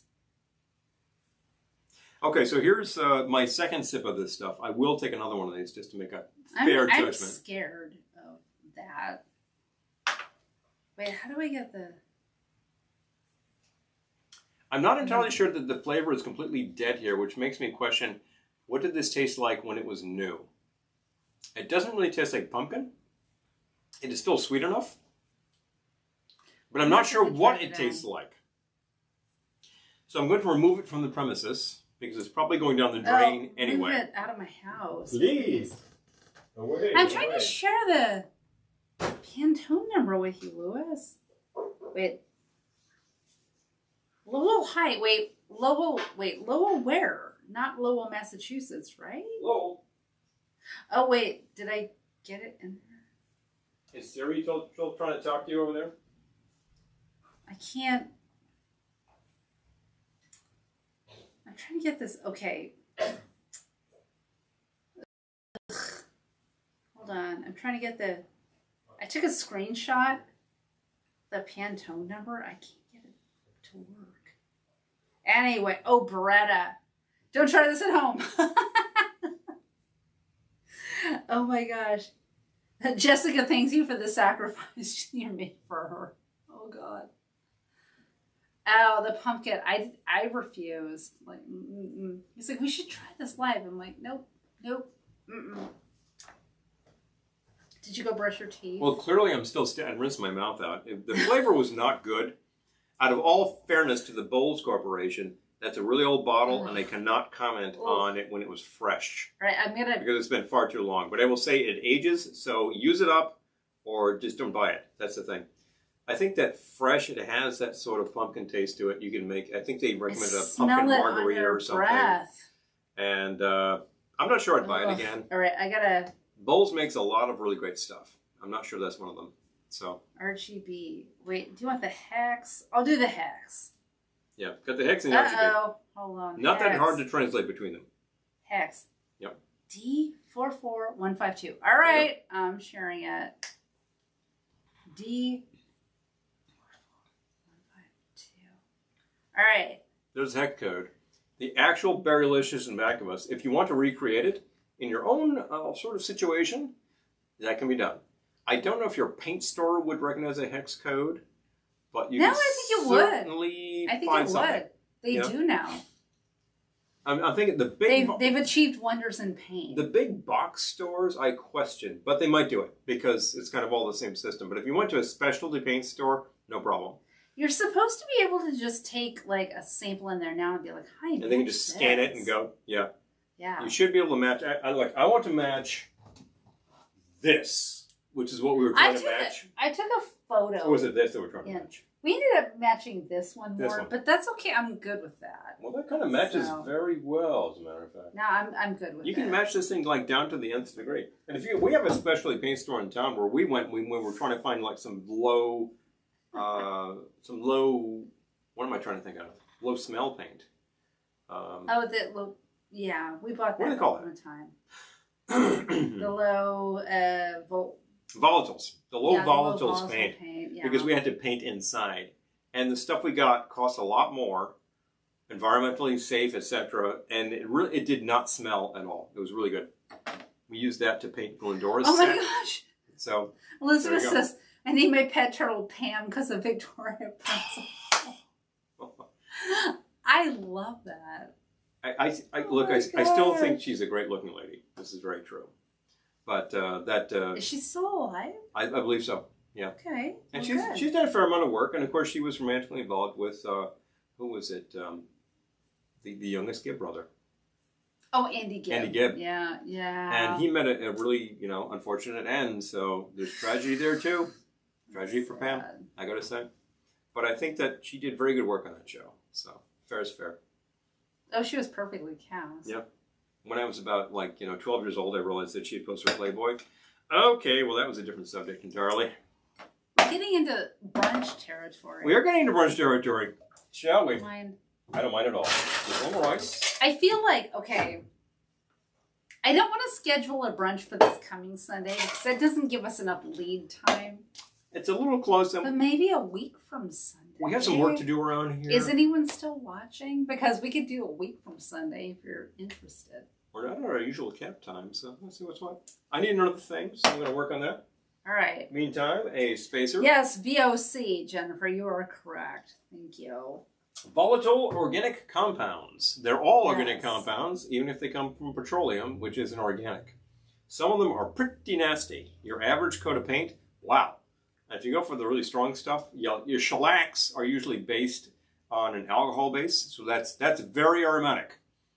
That's where you talk about, I sniffed the paint, I got high. Yeah, you will. It's true. And if the solvent is acetone, work outside. Nasty stuff. What do we got here? We have a bunch of stuff that needs to be killed. Oh, yeah. We happen to have some Bunch of Galliano. stuff that needs to be killed. I pulled out the Galliano. Oh, wow. Oh, there! You got to kill it. This is I handled the bottle. You touched it. You gotta touched kill the it. chest piece, which means you need to move. Oh, checkmate! Ah, you know that's it. So here's the bottle of Galliano. We've had this for a while. It's the shorty bottle, so obviously it'll go down faster. But we don't use it that much, and we still have a finger. What do you do with Galliano? We had a bottle of Galliano Ristretto at one point, a coffee liqueur, which Loved was that. excellent. That was good. Totally recommended. The flagship product is this very, well, I'm not going to describe the shade of yellow that is. You know what I'm talking about. In terms, but the actual product is an entirely... That's a 375? Yes. We've had that for years. Yeah. It'll last you a while. You don't use that much at a time. Even in a wall banger, it's like half an ounce. Okay? The classic Galliano drink right there. Maybe you should do something else with disco dust. I'm just saying. Well, I could always remake the disco sour. I remember what was in that, I think. By the way, I know. you threatened a tasting of this evening. 1921 tequila. This is almost gone. Do you want to Here it is. use this in your drink, or do you want to just... Oh my God, this bottle is so sticky. Oh, wow. Ugh, we got to get this out of here now. Grab a sample glass and let's see what this is doing. This is a really ancient bottle of really good tequila, which I think has been sitting so long that I'm really unsure of the flavor Going to profile. take on dust. So, wow. Nothing's... There's nothing left. You gotta just Turn on the get taps. rid of it. Yeah, that's gone. It doesn't even smell like tequila. Deceased. Oh. No. You're not even going to do that? No, I'm going to pass. Do I have to, folks? No, you don't. No. Anybody? Should I drink this? No. Oh, yeah. Oh, Galliano is good on citrus hot wings. That sounds great. Galliano is 42.3% alcohol. That makes it 84. Really? No. Wait. That makes it like about 21 proof. No. Wait, hold on. 100% alcohol would be 50 proof. So 42% alcohol would be like 21 proof. It's pretty low proof. It's a liqueur. Skip the sip. Aromatic. You're getting votes for skip the sip. Skip it. It does look like pancake syrup, I gotta tell you. No, don't. Please don't. I think that this evaporated, like the good stuff evaporated, and we're left with the dregs of the tequila. Peter? Oh. If you were here, I would tell you not to do this. We would love that, Lewis. Most of SF Bay, man. Oh, Lewis, I would knock back around with you any day of the week. Any day of the week. At any bar in the country right now. Hell, I do that in a bar in Spain. There's apparently a tiki bar in Spain, by the way. Interesting. So, yeah, but we know some fantastic places in SF. Jeez. Yeah, no. You know, we had a great time the last time we were there. Yeah, everyone's saying that's backwards. You got it backwards. I got what backwards? Proof. Proof is double ABV. The proof is blah, blah, blah. Blah, blah, blah, blah. Well, that would make this stuff like 84 proof. No. That would be like whiskey. No. No, this can't be. 40 proof. I'm looking very carefully. I think you could just got it backwards. I said it was 21 proof. Because it's 42% alcohol. 50% alcohol would be 100 proof.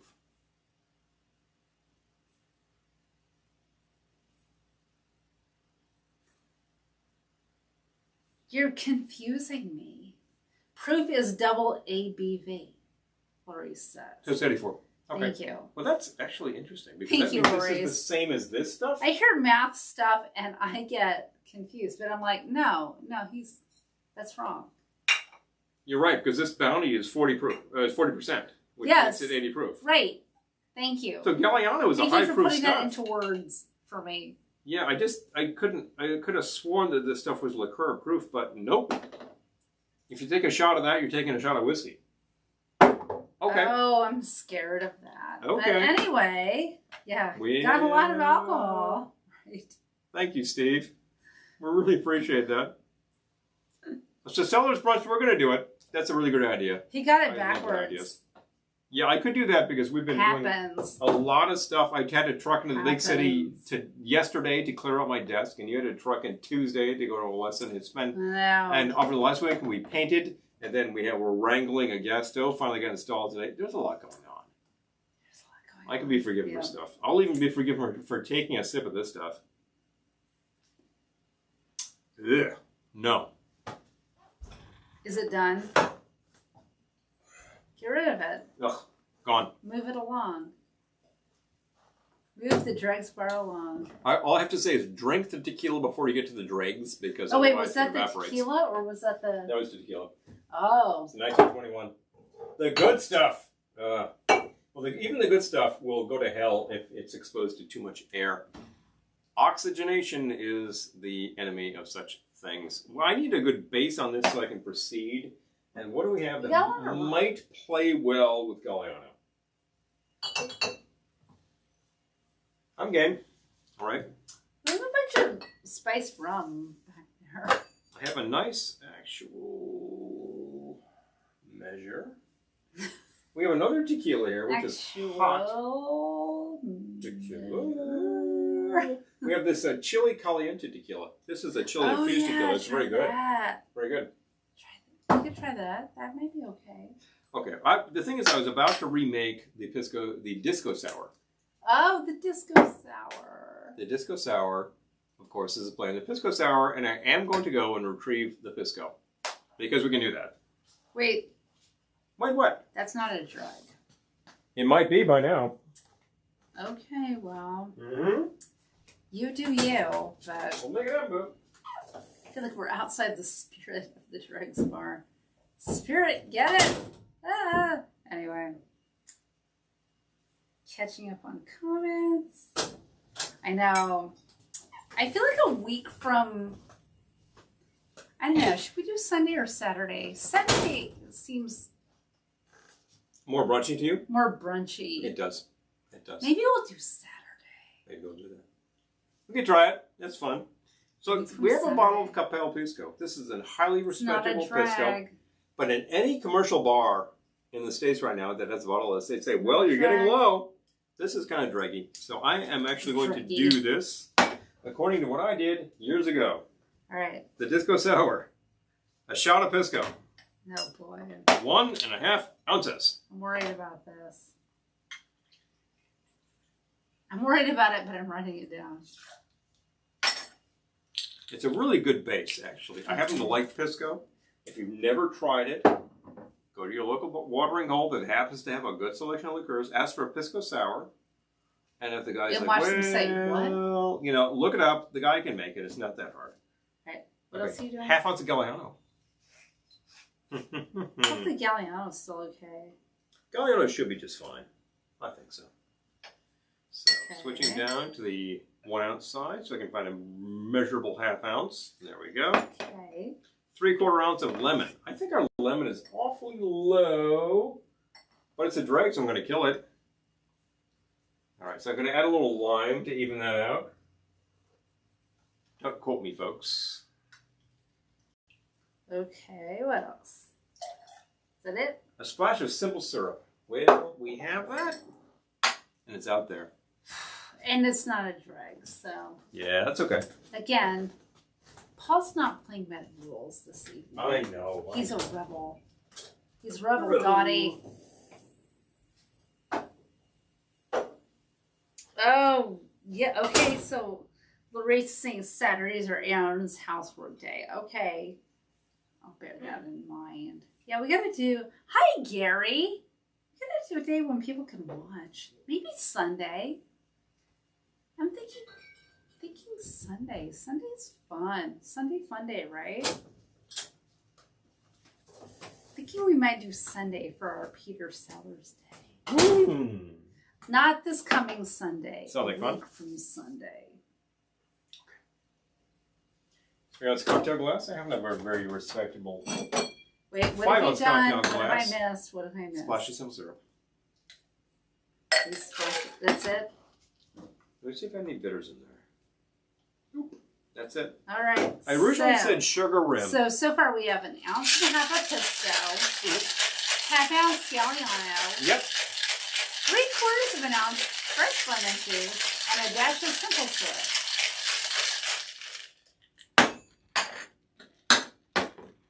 With that rest. I had originally done this with the sugar rim.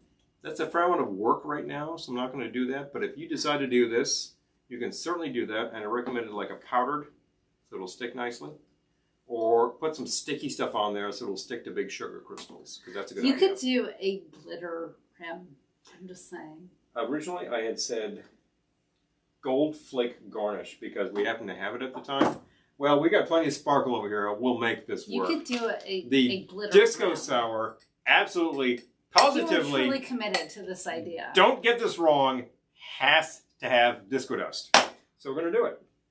Now, my strainer is right here. And strain into a cocktail glass. I put optional. Okay, that's the second time tonight that I've overfilled the cocktail glass. You're embarrassing yourself. I'm pouring enthusiastically, which is no crime. You know, it ain't no sin to take up her skin and dance around your bones. However, there's a little bit of spillage and a lot of condensation, so I'm going to clean off this stuff. So what are we calling this masterpiece? This is the disco sour. This is the actual Disco sour undated? disco sour. No, this is the straight up disco sour. Ah, okay. Yep. This is as was. I like that you can make this out time of dregs. For the most part, yes. The pisco itself was getting Hi, along. Amy. So there. Amy just joined Hey, Amy. us.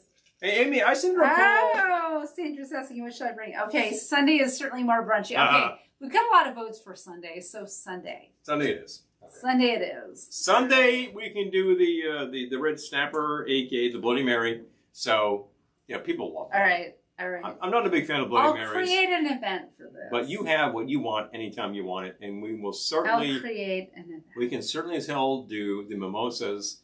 We happen to really favor a French 75 or a Ramos Gin Fizz, which is brilliant, and it's a great brunch drink. You know. Yes, Trisha dipped the rim in disco glitter. Disco glitter. Yes, that's what I was thinking. We happen to have some great But, disco glitter right here. I think we're going to go for, what do you think? We have teal and we have pink. Well, you can't dip it now. I'm not dipping, I'm sprinkling. This one says disco teal. This one says neon Miami flamingo. Oh, that's a hard choice. I'm thinking neon Miami flamingo. I think you're right. Disco teal says disco, but so what? Hey, disco stew don't need to advertise.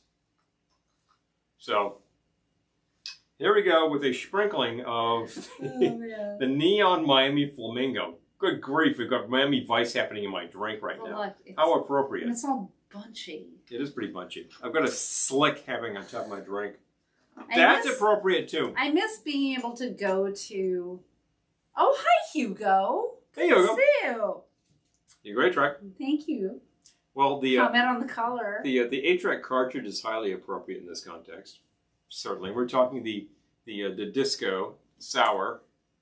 Would you like to try the disco sour? Completely decked out. Right on. And ready to go. That is as designed. I remember trying it a couple of ways, but the second way really nailed it shut. It's good. And I happen to like it. I thought it was a really good deployment of the Galliano. It's kind of licoricey, and I don't like licorice, but It's a half ounce. If you served me that drink, I would happily drink it. At this hour of the night, after so many years, I still have a half a finger of Galliano. No! I could make you like get rid of 3 bottles. wall bangers with this You gotta stuff. get rid of bottles. Which just shows to go yet that you can use a little Galliano for a long time. This bottle will last. You don't use a ton of it. It's a flavor. It's a base flavor. It stands out. Same. The Disco Sour, based on the Pisco Sour, I think is a good deployment. Oh. And now you know how to make it. Um, It's really good. There's just a little flavor happening there. The Pisco is definitely showing through. Pisco is a fruit brandy. It's unique to both Peru and Chile. They both claim to have invented it. And the simple fact is, it doesn't matter who tells you that. Where are you? You know, if you're in Peru and they're serving you Pisco, you go, that's a great glass of Pisco. You know, if you're in Chile, if you're in Santiago and they say, would you like some Pisco? You do say, well, the Pisco in Peru is better. No, you don't. You say, yeah, I'd love some Pisco. And they serve you a Pisco Sour and you're like, that's the best drink I've ever had. Because of course it is. You're in Santiago. of course it is. Of course that would be brilliant. You know? But if you're in Cusco, that's a great drink too. I mean, that's the simple thing. Cusco? Yeah, Peru. I've never heard of Cusco. Well, there's always Lima, you know. These are I've both heard of Lima. long-standing European drinking cultures that know how to drink and eat. And they make brilliant food and drink. And I would say that I would visit any of these cities anytime. They sound incredible. I need to bone up on my Spanish a lot. Oh, thank you, David. So, I'm thinking we need to announce a live Video. brunch. It works for I got me. to bring up a calendar Please, if you would.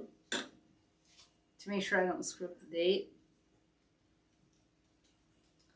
2021 calendar. Mm-hmm. All right. I'm thinking that we will do this on the 13th. Oh, what could go wrong? It'll be the 13th, and it will be during Mercury retrograde. What day? Sunday. Sunday. It's not a Friday. No, it's Sunday. Mhm. Because you just said, what day is Sunday? I said, what day is it? But we're talking about What day Sundays. is We're talking about Sundays. It'll be a Sunday. Like you're still on a Friday. But you know, who cares? Sunday the 13th. Which will be hilarious, probably, because it'll be the 13th, and it will be Mercury retrograde. What can go wrong? I personally do not believe in Mercury retrograde because anytime around that supposed problematic time, you could be weeks away and you get problems. Okay? I'm just saying that on the Zoom I was on last night, there were all kinds of tech problems, and it was Mercury retrograde.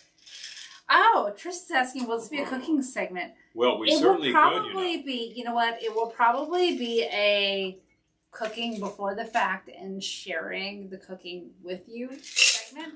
Although we have a new stove, a new retro stove. So You never know. you never know when I will take an excuse to go get a shot of my new stove.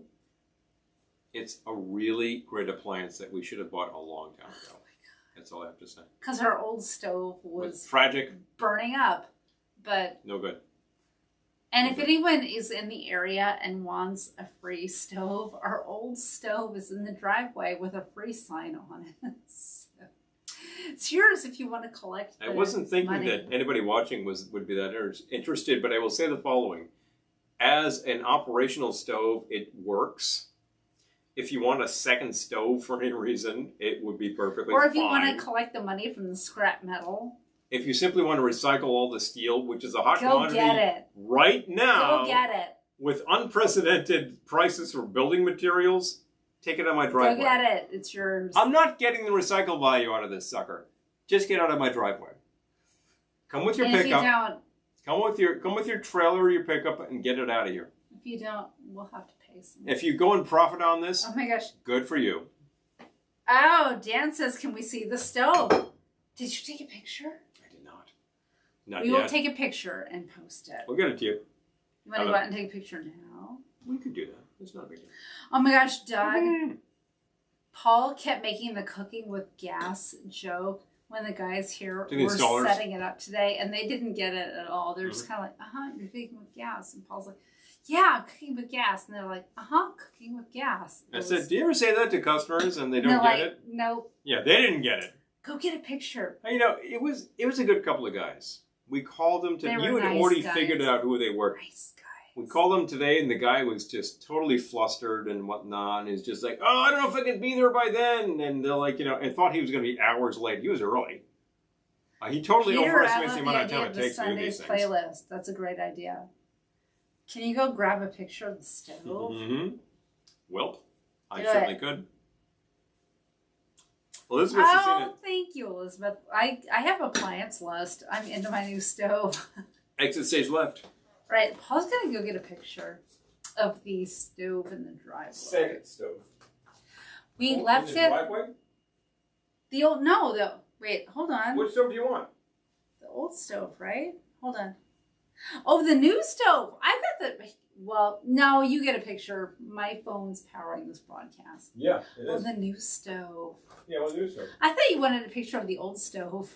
I thought maybe you knew someone who wanted to take it away. I'm like, oh yeah, I got pictures of that. Oh, the new stove is. I have a appliance list. He's getting a picture. I'll be editing this on his phone.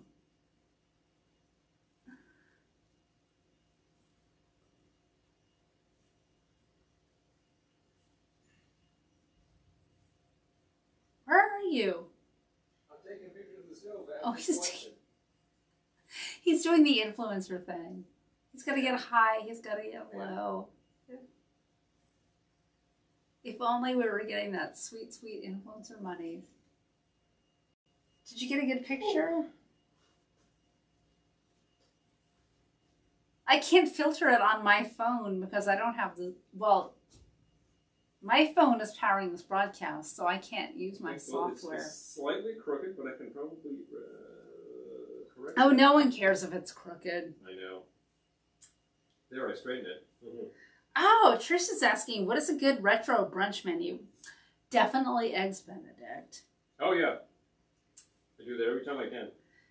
We should post a menu ahead of time. I love that idea. We always do Eggs Benedict. That's kind of like the baseline fabulous brunch for us. But It's fabulous because it looks like a lot of work. definitely bubbles. You gotta have mimosas. If you look at I a love recipe for mimosas. Benedict, it looks Yeah. like a ton of work. It's not really. It's like a lot of Chinese cooking, which looks like, oh, it's so complicated. You just have to be prepared. All your ingredients need to be lined up, and then bam, bam, bam, bam, it comes together very quickly. Hollandaise is not that hard to make. Larice can make blueberry cheese buns. Oh, Larice, post, if you don't mind, please post the link to your channel because people can find a lot of good brunch recipes there. More than are on here. Oh, Jennifer, thank you. Oh, the new stove. Dano doesn't want the.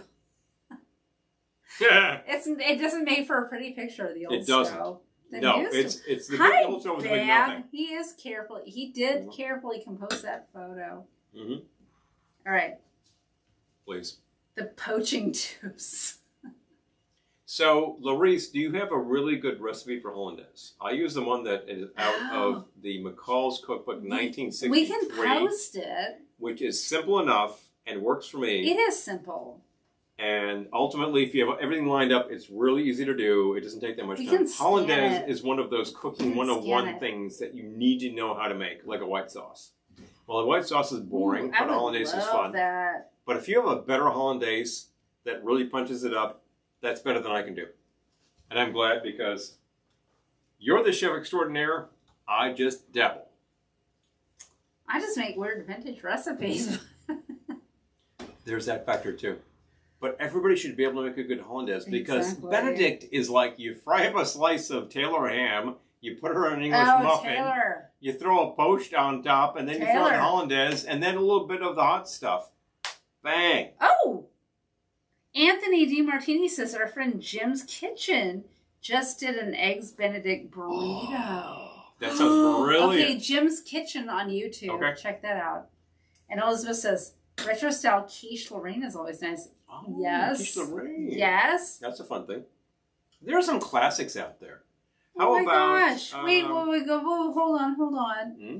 Hugo says, when I was a little kid, my dad owned an appliance store named Hugo's of Melrose and We're in Mass. Wow. We're in Mass. Melrose, perhaps?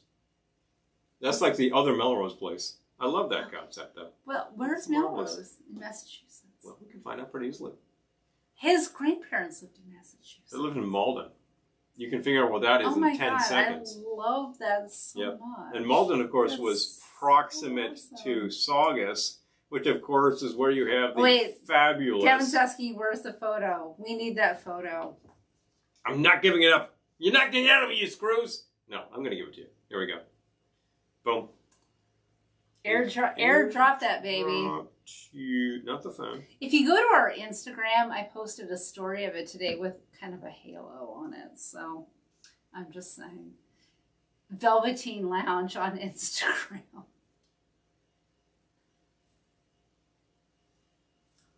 MacBook. You got it? I just sent it. Okay. Check yeah, it no, out. you got it. Okay, hold Yep, on. we should be good. Ow. Ah, brilliant. It's a pretty good picture. Not a great picture. Hold on, I have to export But it will 'cause get the job done. They saved it as a hike. What is a hike? Oh, Apple formats. Save it as... Save it as fabulous Why did new they save it as a hike? stove. I don't even know what that JPEG. means. Hike. Some damn image format that Apple loves. Done deal. I have no idea why. Hold on. What? No. Yep. Nope. Yep. We're not posted yet. We're getting there. We're I'm getting there. I'm still enjoying This is a new computer, and Yeah, we're figuring it out. we're getting to know it. I'm not sure it loves us. I'm still enjoying the Disco Sour. If you would like to know what goes into it, obviously we just told you a few minutes ago. I'm not sure If it you are loves a me. patron, you will find everything tomorrow in your email because we Wait, share no. these with Oh, you. here it is. Okay. Found it. Oh, Lori's has a Hollandaise. Thank you. Hike. Oh, thank you, Maurice. And that is it. Brilliant. If you would do that, Isn't it? I would follow that because I've seen you do any of a variety of things and you attack with vigor. And of I'm course, trying I to come in with requested a those sticker. Chinese ribs at one point and you nailed it Okay. shut. So clearly, that's the one. I don't want to... What? It says comment with a sticker. I don't want to comment I don't with a sticker. Monte Cristo. That's a good one too. That's a great brunch sandwich. Yeah. Especially because it's an enclosed sandwich. Because you make the whole sandwich and then you put it into an egg coating, so it's just like a sealed sandwich. Sealed tuna sandwich. I How can I post this? don't know. Where's the picture? It's... It's tough. Write a comment. Start with writing a comment. Oh, okay. Hold on. Hold on.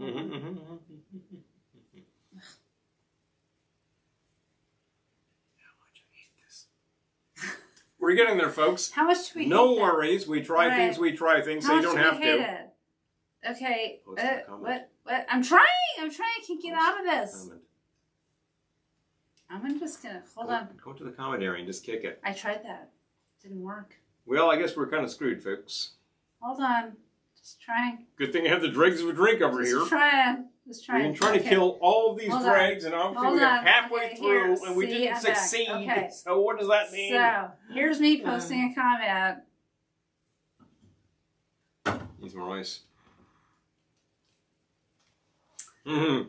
And then, like, I can't post a picture. The Monte Cristo reminds me of the Reuben sandwich. I can't, you guys. It doesn't have anything to do with I can't Reuben. do it. I can't do it. It won't What's let the matter? me. What's the matter? You can't do the It pictures? won't let me post it. Trying so hard here, folks. We should be able to post I links and posted everything. it on Instagram today. Yeah. And she had a much better picture.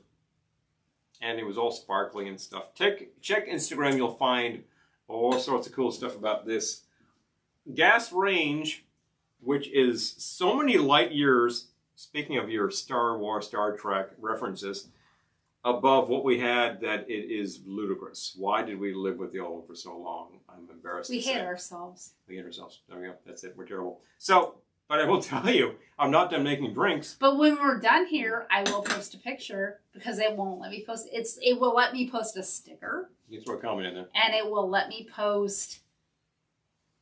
What was the other thing it would let me post? It will let me post a sticker and it will let me post an emoji. It won't let me post a photo. Nope.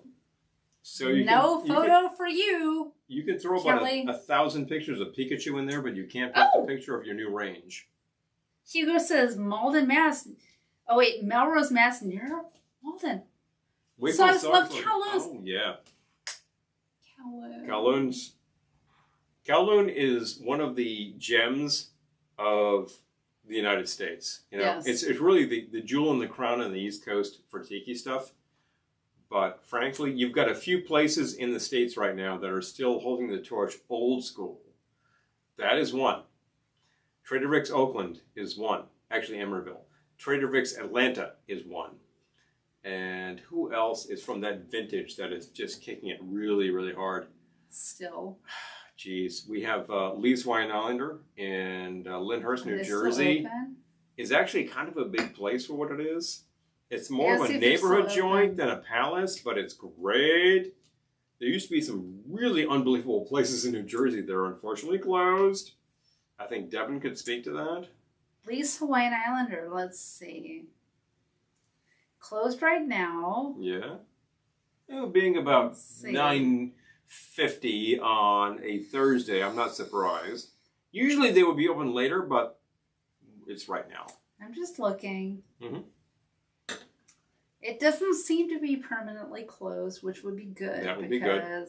Because we know that Lunma is permanently closed, which is Chan's Dragon Inn closed. Chan's closed because the owners decided that was it. Chan's was very cool. I wish somebody would buy the footprint and do something.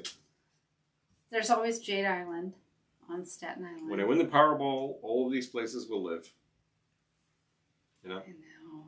But I really enjoy them like very little else. They're fun and fantasy in a food setting. And many of our correspondents watching right now can agree with that concept.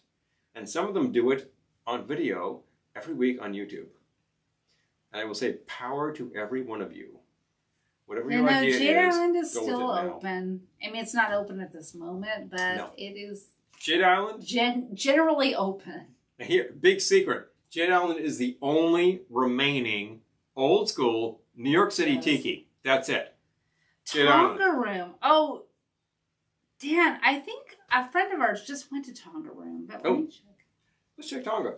Tonga is a really brilliant old school place. That actually originally opened around 1940, maybe earlier. That is in. It's at Fairmont. Hold on. Originally, this was a nautical themed bar, like a cruise ship themed bar. And the original concept was really cool. Tonga Room is closed because of COVID. Yeah. Okay. But they're seems like they will reopen. Until further notice. Yeah. The pictures are unbelievable online. I know. It's a cool place. Seems like they will reopen. For a very Ramos Fizzes for brunch, Sandra. Yes. We want Ramos Fizz for brunch. Ramos is one of my go-tos. And the funny thing is, it looks like a daunting drink. And you think, wow, I can't make that. No, look at the formula. The only thing complicated about the Ramos is you have to shake the hell out of it. And the whole business about shaking it for 15 minutes is ridiculous. Maybe 2. Shake it until your hands start developing frostbite. That's all you need to do. It has to get very, very cold because you're emulsifying the egg white. Oh, Elizabeth says, nothing. No such thing as Mercury retrograde, right? I know. I'm just saying, I was on a Zoom last night and things kept going wrong, and I'm like, Mercury retrograde. And I don't even believe in astrology, but I just kept thinking, Mercury retrograde.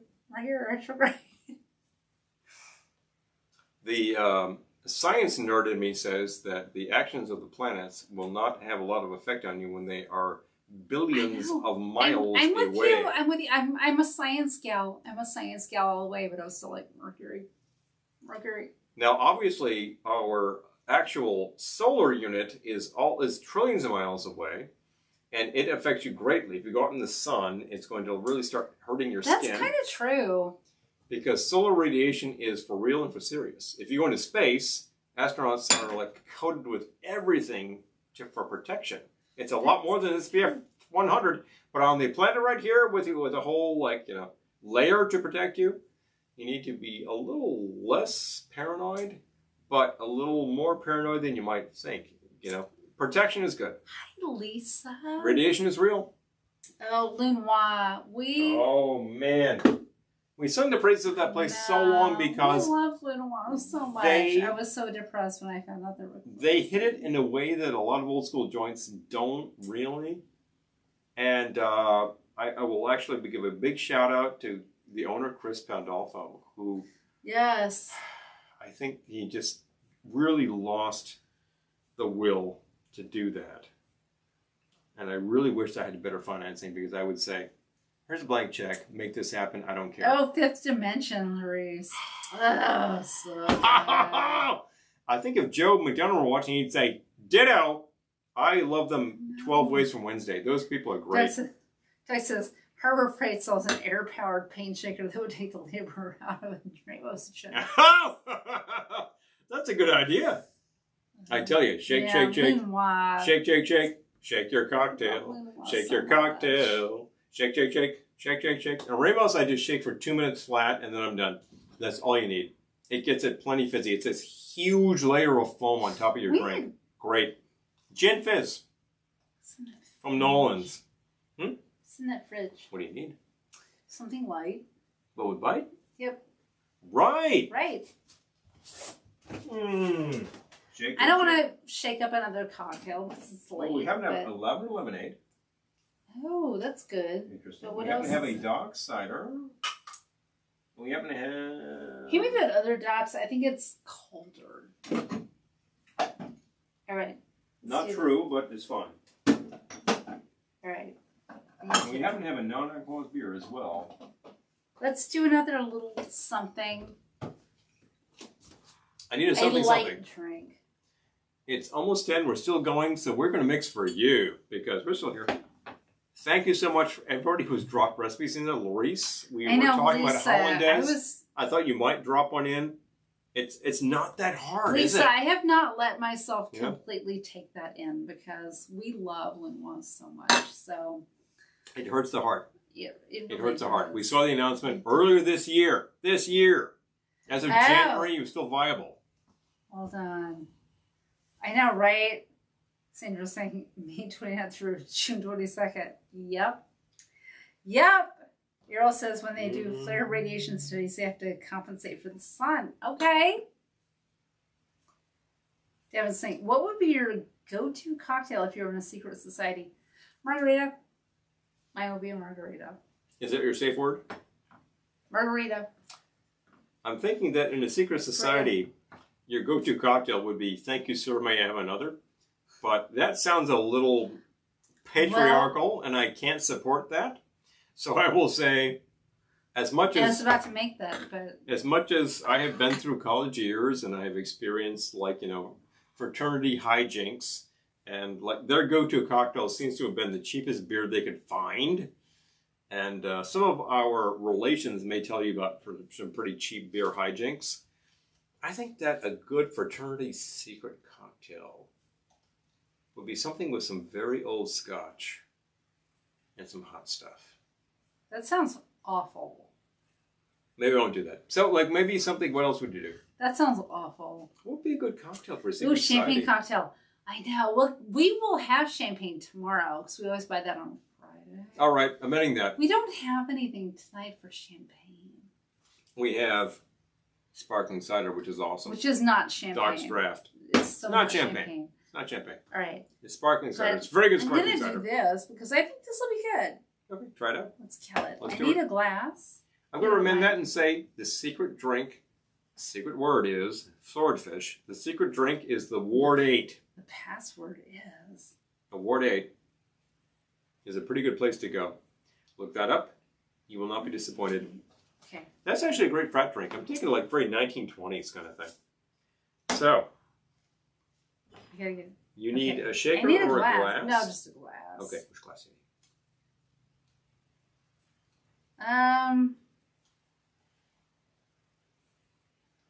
a champagne flute. Okay, easy. Zzz. Oh, there we go. Gotta get my elevator button.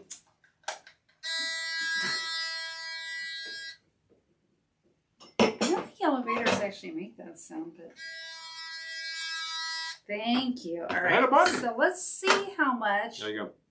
Kona coffee liqueur is in this bottle. Enough, I hope. It's like a 1/4 ounce. Okay, 1/4 ounce. Thank you for getting rid of that. Kona Thank you very coffee liqueur. Do you have the stopper, please? It's right here. And then I'm going to fill it with my rosé cider. We'll see if it needs anything else, but I think Kona coffee is a very specific flavor. So It's sweet enough and it's plenty strong. So I think it Write does this the down. job with what you're looking. That was the Trader Vic's Kona coffee liqueur. yes. Yeah. It's a very distinct coffee flavor. Did very well from Vic's. The Vic's has Let's a see what coffee we liqueur, think. a chocolate liqueur, and a white chocolate liqueur. And then macadamia liqueur. Really working some unique Oh, flavors that's there. really good. Hello. We're working the 75 vein here, which I mean, Yeah, no, comma, it's good. French. It's good. so Whenever someone says a secret word, you got to scream. you get $10. Hello, River City. Good to see Woohoo! you. Fantastic. That's the Pee-wee approach, which is great. I'm thinking of the Groucho approach on I was thinking with absinthe. Mmm.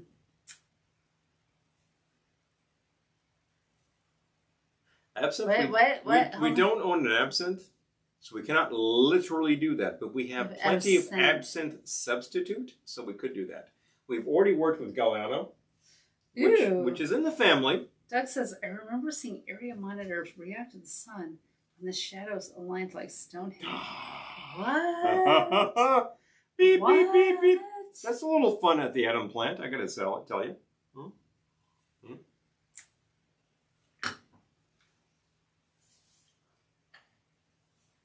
So, what am I thinking of? I hate when I space these things. It's been a long day.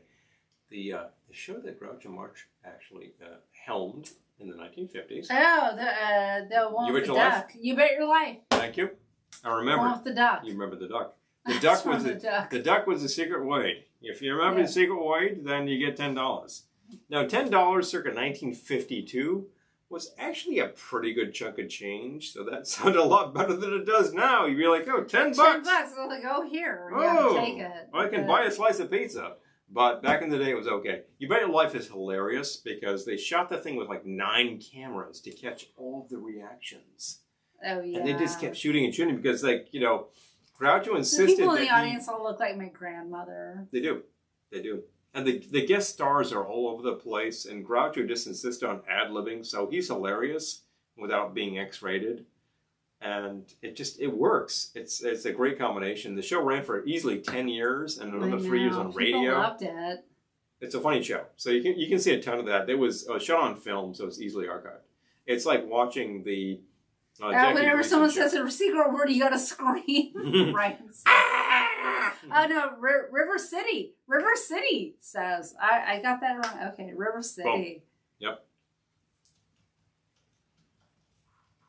Now, who's the actual commentator, the stiff? I on gotta You Bet bring Your it Life? back. Hold on, Yeah. I'm bringing it out. Who was the announcer there? Announcer George. Yep. George Fenneman. George.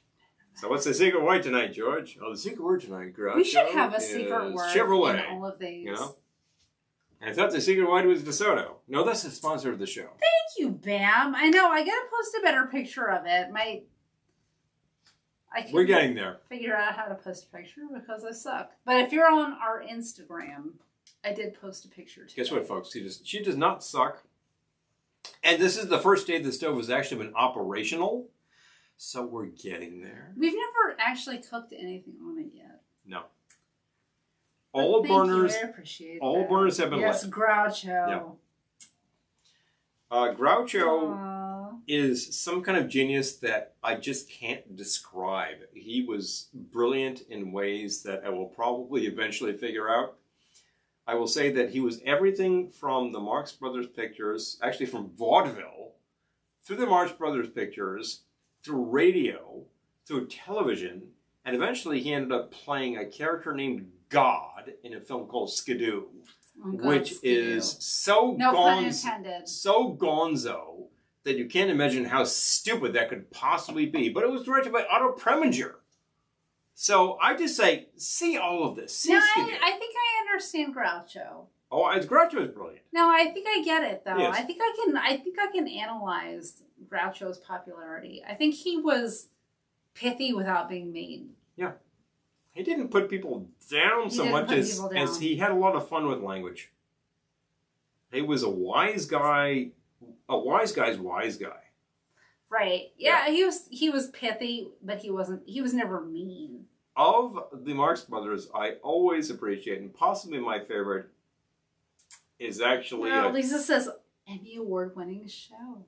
Oh, yeah. I believe that. To boot. Easily. I think people love that show. I think my favorite Marx Brother is still Chico.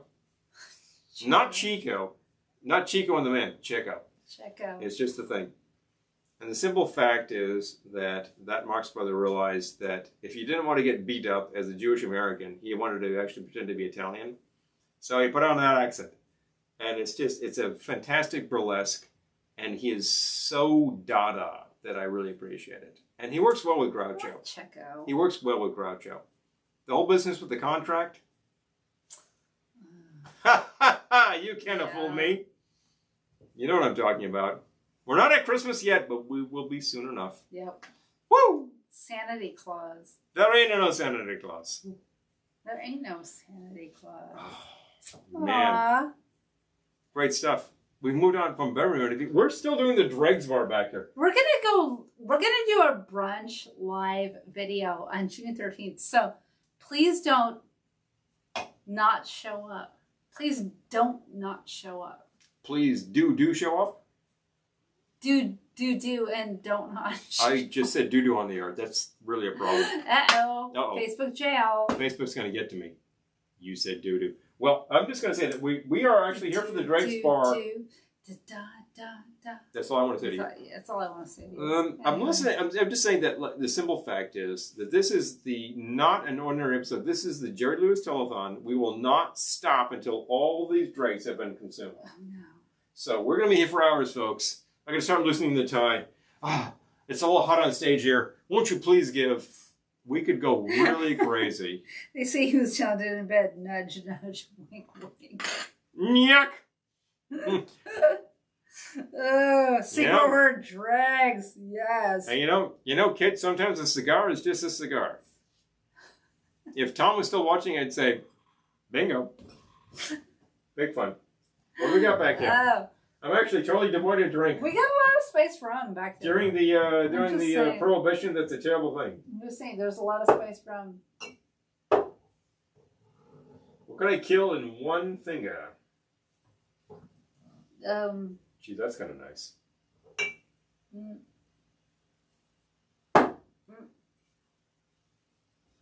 You might need... It's all spiced rum. Spiced rum back here right now. Speaking of game shows, survey says... You can always add some cider. Just saying. Let's get this glass cold. Family Feud. By adding some cubes. You know, I love Family Feud. Is that still on? I think it was on until not too long ago, but... Back with Richard Dawson, I loved it, but it always made me very nervous. Because I thought about, like, what if we went on? What if my family went on? What if it was up to me and I couldn't call anything to mind? You were anxious about that kind of concept. I understand that too well, which means we need to move on to another topic. But the simple fact is, the show was on for years with Louis Anderson, comic, and apparently he did very well with that, so making it happen. I'm going to get rid of this ice. So what is it that you do? Go do that voodoo that you do so well. There you go. All right. Dregs Bar number 15 starts with a little bit of Bounty spiced rum from St. Lucia. You gotta tell me how much though, because I will have to measure before I have any idea how much is here. Wow, that's not impressive. Half ounce. All right. Okay. Pardon me. That was spiced rum, right? A soldier in arms. Okay. So we'll have to fill that up with something. A proper 75 has a little more rum going on, or a little more base going on. We must have something back to that a little bit. That's not going to do it. Well, a That's proper 75 would also have bubbles. Yeah, well, we have so bubbles. You're kind of off of that already. Trying to think, what can I kill? Okay, well, how about another spice rum here? The Grey Skies Distillery. Grey Skies.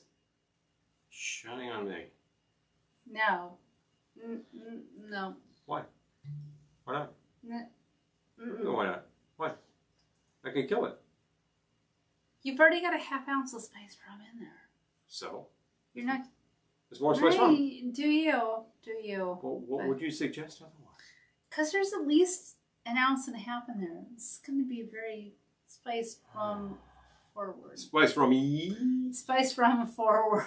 I'm just saying. I'm game, folks. Still too much of that. No. You need... The tequila is actually getting down. That's not a base. I thought you were done with the base. I have a half ounce. Oh, okay, then. I have a base. Here. That! What? Hold on. Here. What's wrong with the spice rum? You've got enough spice rum. So let's use some really high quality rum. We happen to have the Grand Reserve Plantation Rum Barbados 5 years. I would drink this straight up. And after this, I'll probably drink the rest of it straight up. I would give myself a full ounce, if I can help it. Look, you killed it. Actually, no, I didn't. There, I killed it. All right. Highly reputable product. As it is demonstrated by having some of it. That's a real liqueur rum. It means it's old enough and a little sweet enough that you can drink it straight. Very nice. Do it. All right. The carnage over here is pretty impressive, by the way. 1, 2, 3, 4, 5, 6, 7, 8 bottles down. Pineapple rum punch. Ew, yeah. Oh, hello. All right, let's kill this. Goodbye, Yellow Brick Road. Oh. Elizabeth. Are we talking something with Galliano? That would be good. Yeah. We might have a drink called Goodbye Yellow Brick Road. I need to check on that. Count them, bottles. How much did you use of the orange? I am keeping a record. 1/3 ounce. Okay. Let's get some sour in there, people. Please. People, please. Okay, folks, let's be careful out there. There's a data reference. Put a half ounce of lime juice. Shake, shake, shake. Shake, shake, shake. Half ounce lime? Yep. Okay.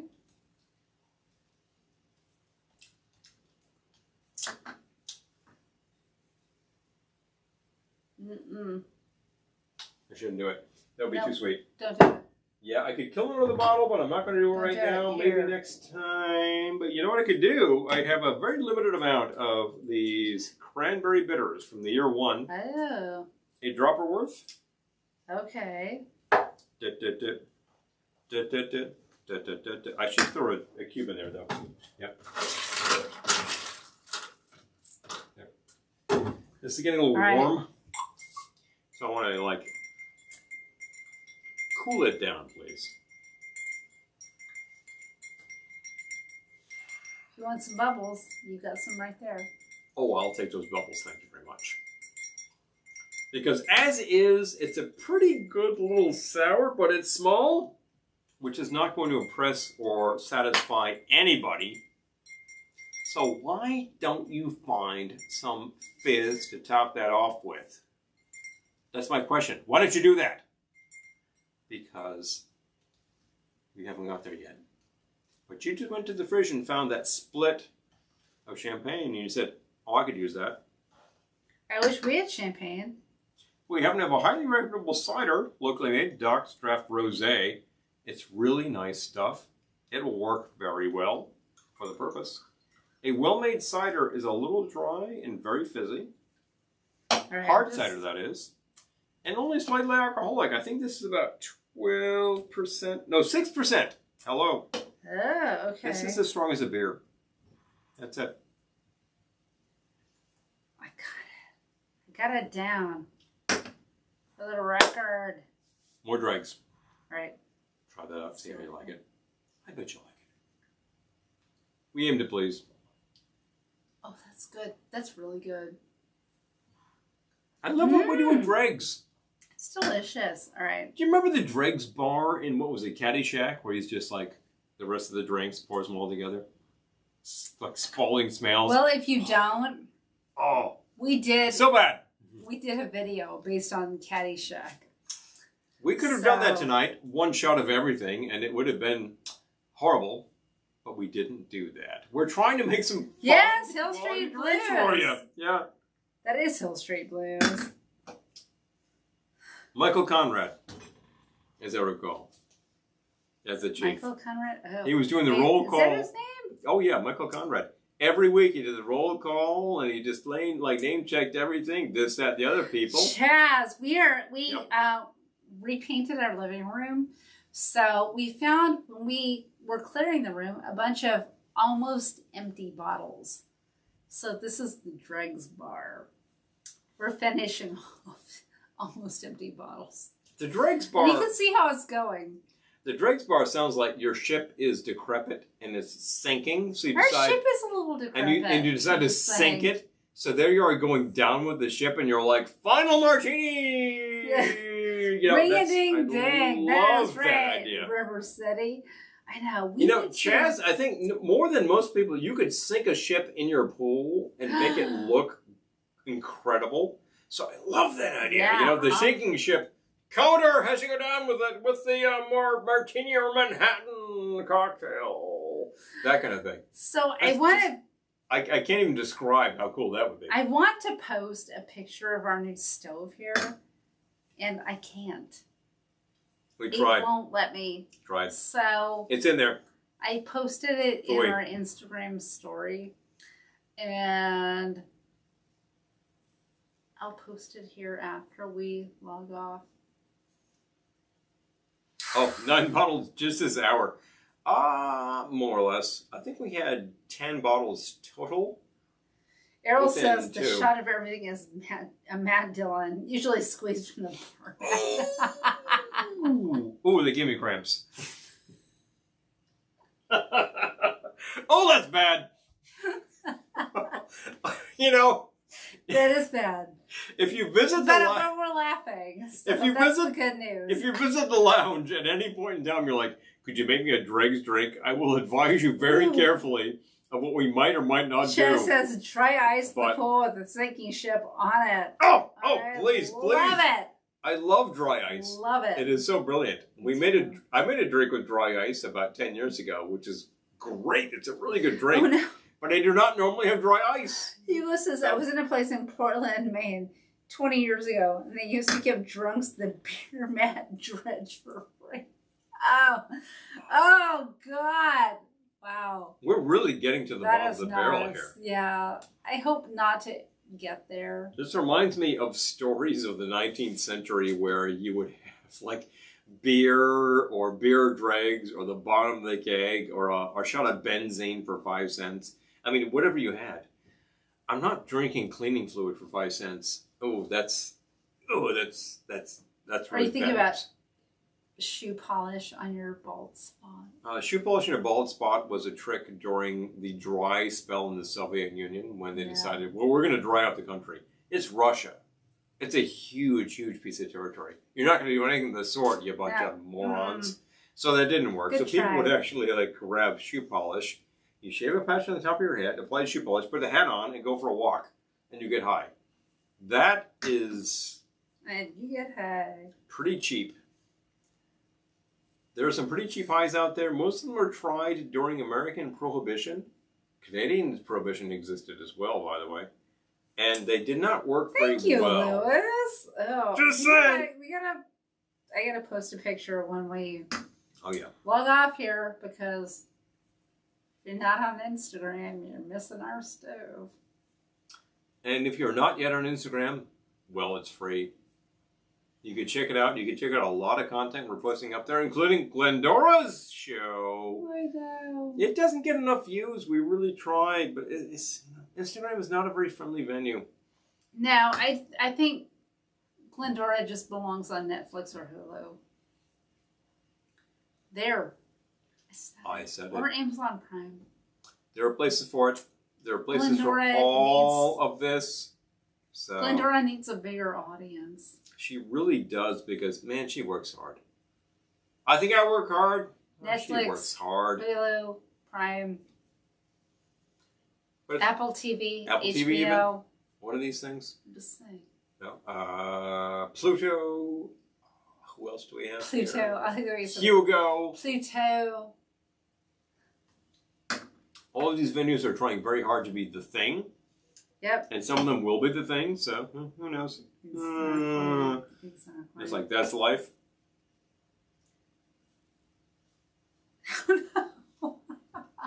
Chaz, I'm dying. That's hilarious. Chad said it is in such poor taste. Ow, Lewis loves Glendora. I'm glad you posted that. Glendora needs a larger platform. She really does. She needs a place with comedy. Yeah. I'm looking into it, but yeah, like, she doesn't belong on YouTube or IGTV. She belongs on a comedy platform. So I don't know. I'm looking into it. We're still working with all these I'm just things. out here by myself going, who to do. The simple fact is, we Right. don't know exactly how to gauge these things, and the platforms also have no idea how to gauge these things. Nope. So we're all in the same boat. Nope. We try to make it happen. We're here to give you entertainment at least once a week. As it turns out, we do it 3 times a week. So I guess that's a pretty good percentage. Glendora is getting to her sleuthing role. Like, maybe she should just get a license. I love Glendora. I love that scuttling charge for the barrel there. Yeah, scuttle for your butt. Scuttle for your butt. Mm-hmm. Anyway, if you're any younger than me, you didn't get that reference at all. There's always scuttle in the butt. Put some scuttle in your butt. The butt, of course, is a barrel. It's, when they talk about Boston butts, that's actually like pork ends or the pork roast, pork shoulder, as a matter of fact. But the butt is the barrel. It's a huge, huge barrel. Yep. Salties and put that in that. So,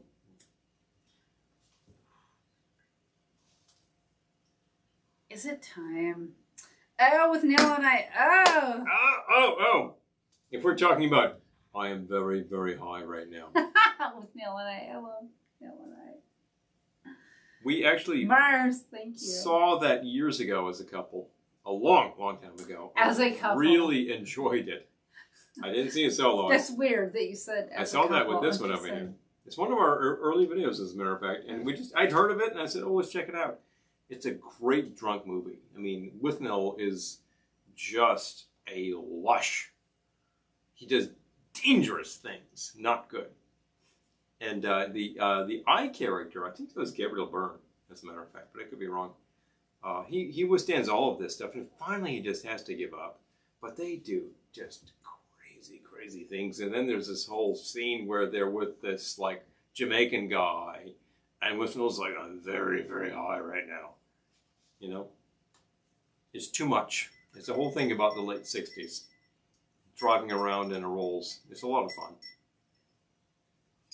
I need to see it again. It's been easily I would 20 see it. years since I've seen that. Has its movie. fair of poppets of the period and whatnots, but Richard E. Grant is Withnell. He's pretty crazy ass brilliant.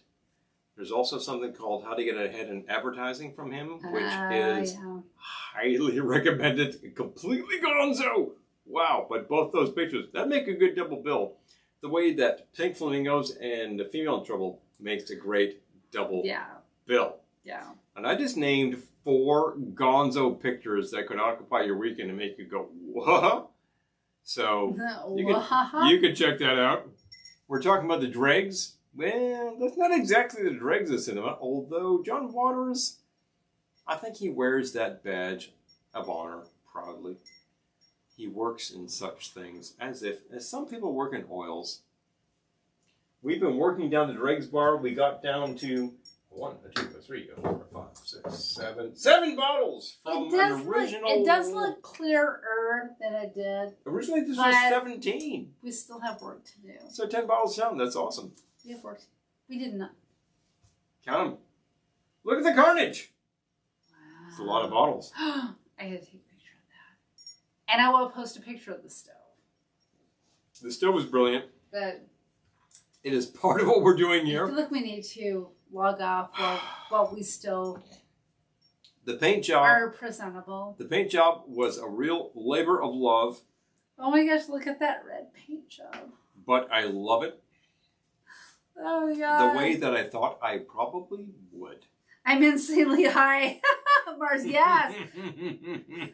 I'm insanely high. Yes. I'm very, very high right now. Yes. I'm not recommending, extra. But the movie is hilarious. The movie's gonzo. I'm not recommending extra legal intoxicants. That is on your own recognizance because at the end of the day, you have to deal with the law the way you see fit. We are dealing with legal products here. And by the same token, I'm not getting mine to wheel any time before about 24 hours, folks. So. Oh, hell no. I don't plan to leave the house it's 10 in the near future. It is 10:20 Eastern time. No. Don't drink and drive. No way I'm going anywhere because I don't need to. Don't drink and drive. I planned to be here for you, so we could check out all this stuff. We checked out all these drinks. No, this was just fun. paint your walls and stay home. There's some stuff we haven't looked at in a long time. Get rid of it. I tried the pumpkin smash. It was terrible. Don't let your liquor age. Spoiler alert, I told him that would be horrible. Yeah, well, I knew. But anyway. But because we're here, I tried it anyway. There you go, folks. All right. Gonna log off while we're still standing up. Folks. I need to post a picture of the stove, which I will do after we log off. And we are going to do another brunch June 13th. So please make sure you show up because I don't want to do it and have no one show up. No, an empty audience means you're doing it to the wall. Big fun. Peter Sellers, though, I think that'll be really fun. Sellers sells it. I think he was brilliant. He was kind of a nut. But the fact is, so many of them are. So I do not blame. That's just life. And the simple fact is there are so many things you can say about Blake Edwards' pictures. Oh, I am. Well, he directed... Oh. Pink Panther, Shot in the Dark, Oh, Darling Lily. Lisa, River City. Oh. Trauma film for my dose of insanity. Oh, it's such a good idea. We need to do a trauma video. You know, there's always Toxie 2 or Toxie 3. And I happened to, at one point I roommated with the guy who shot Toxie 2 and Toxie 3 simultaneously. So we're going to talk gonzo filmmaking. That is those guys. I think it's roomed, but I like room-mated. That's kind of fun. Mm-hmm. Anyway, thank you for joining us this evening. We will be back next Thursday at 8 p.m. Eastern with another Liquor Up Live broadcast. Theme YTB. You know, we don't know.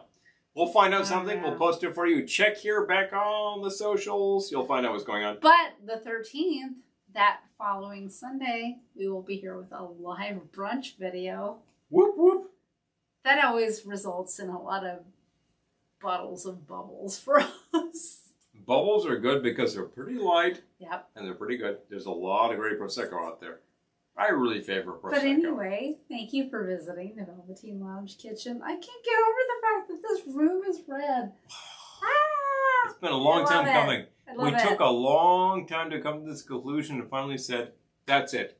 Primer. I love it. Done. I'm so happy with it. And the room is actually a lot lighter because we removed some things from here.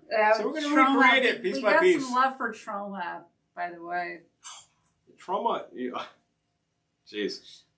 Oh yeah, Shot in the Dark is just. We did get some love on YouTube for Trauma, so. Shot in the Dark is brilliant, like I cannot even describe. And it followed the Pink Panther within about 6 months. Yep. It's absolutely crazy. He made 2 great, like these detective capers in no time.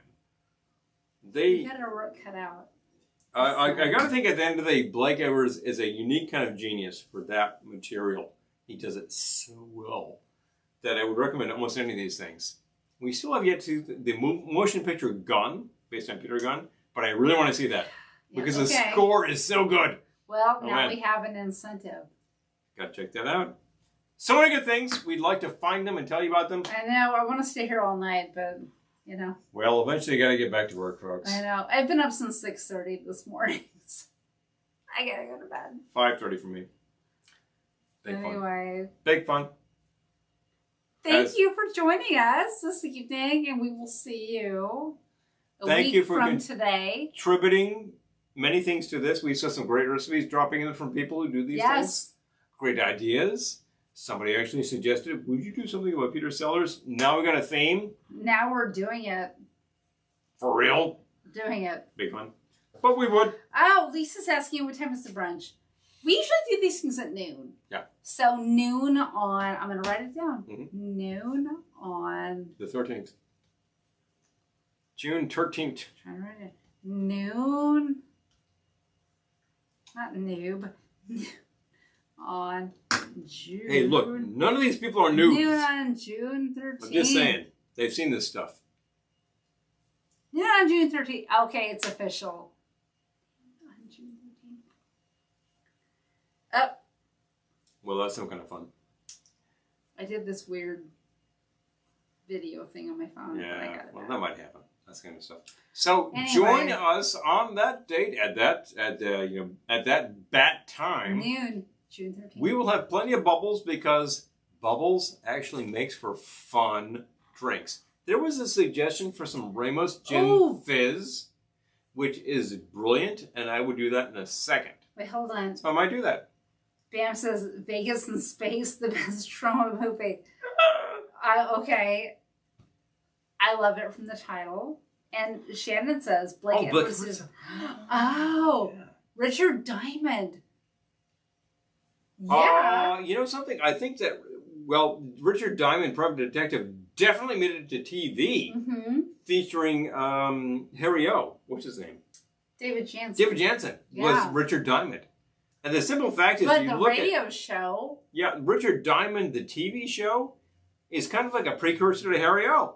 I love her radio show, which was David Jansen. But I love her radio show because I can listen. So long as it go. There's also the radio at the time was the thing. Yeah.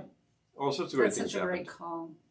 There's a real lost period where you can't actually see what happened in television in 1940.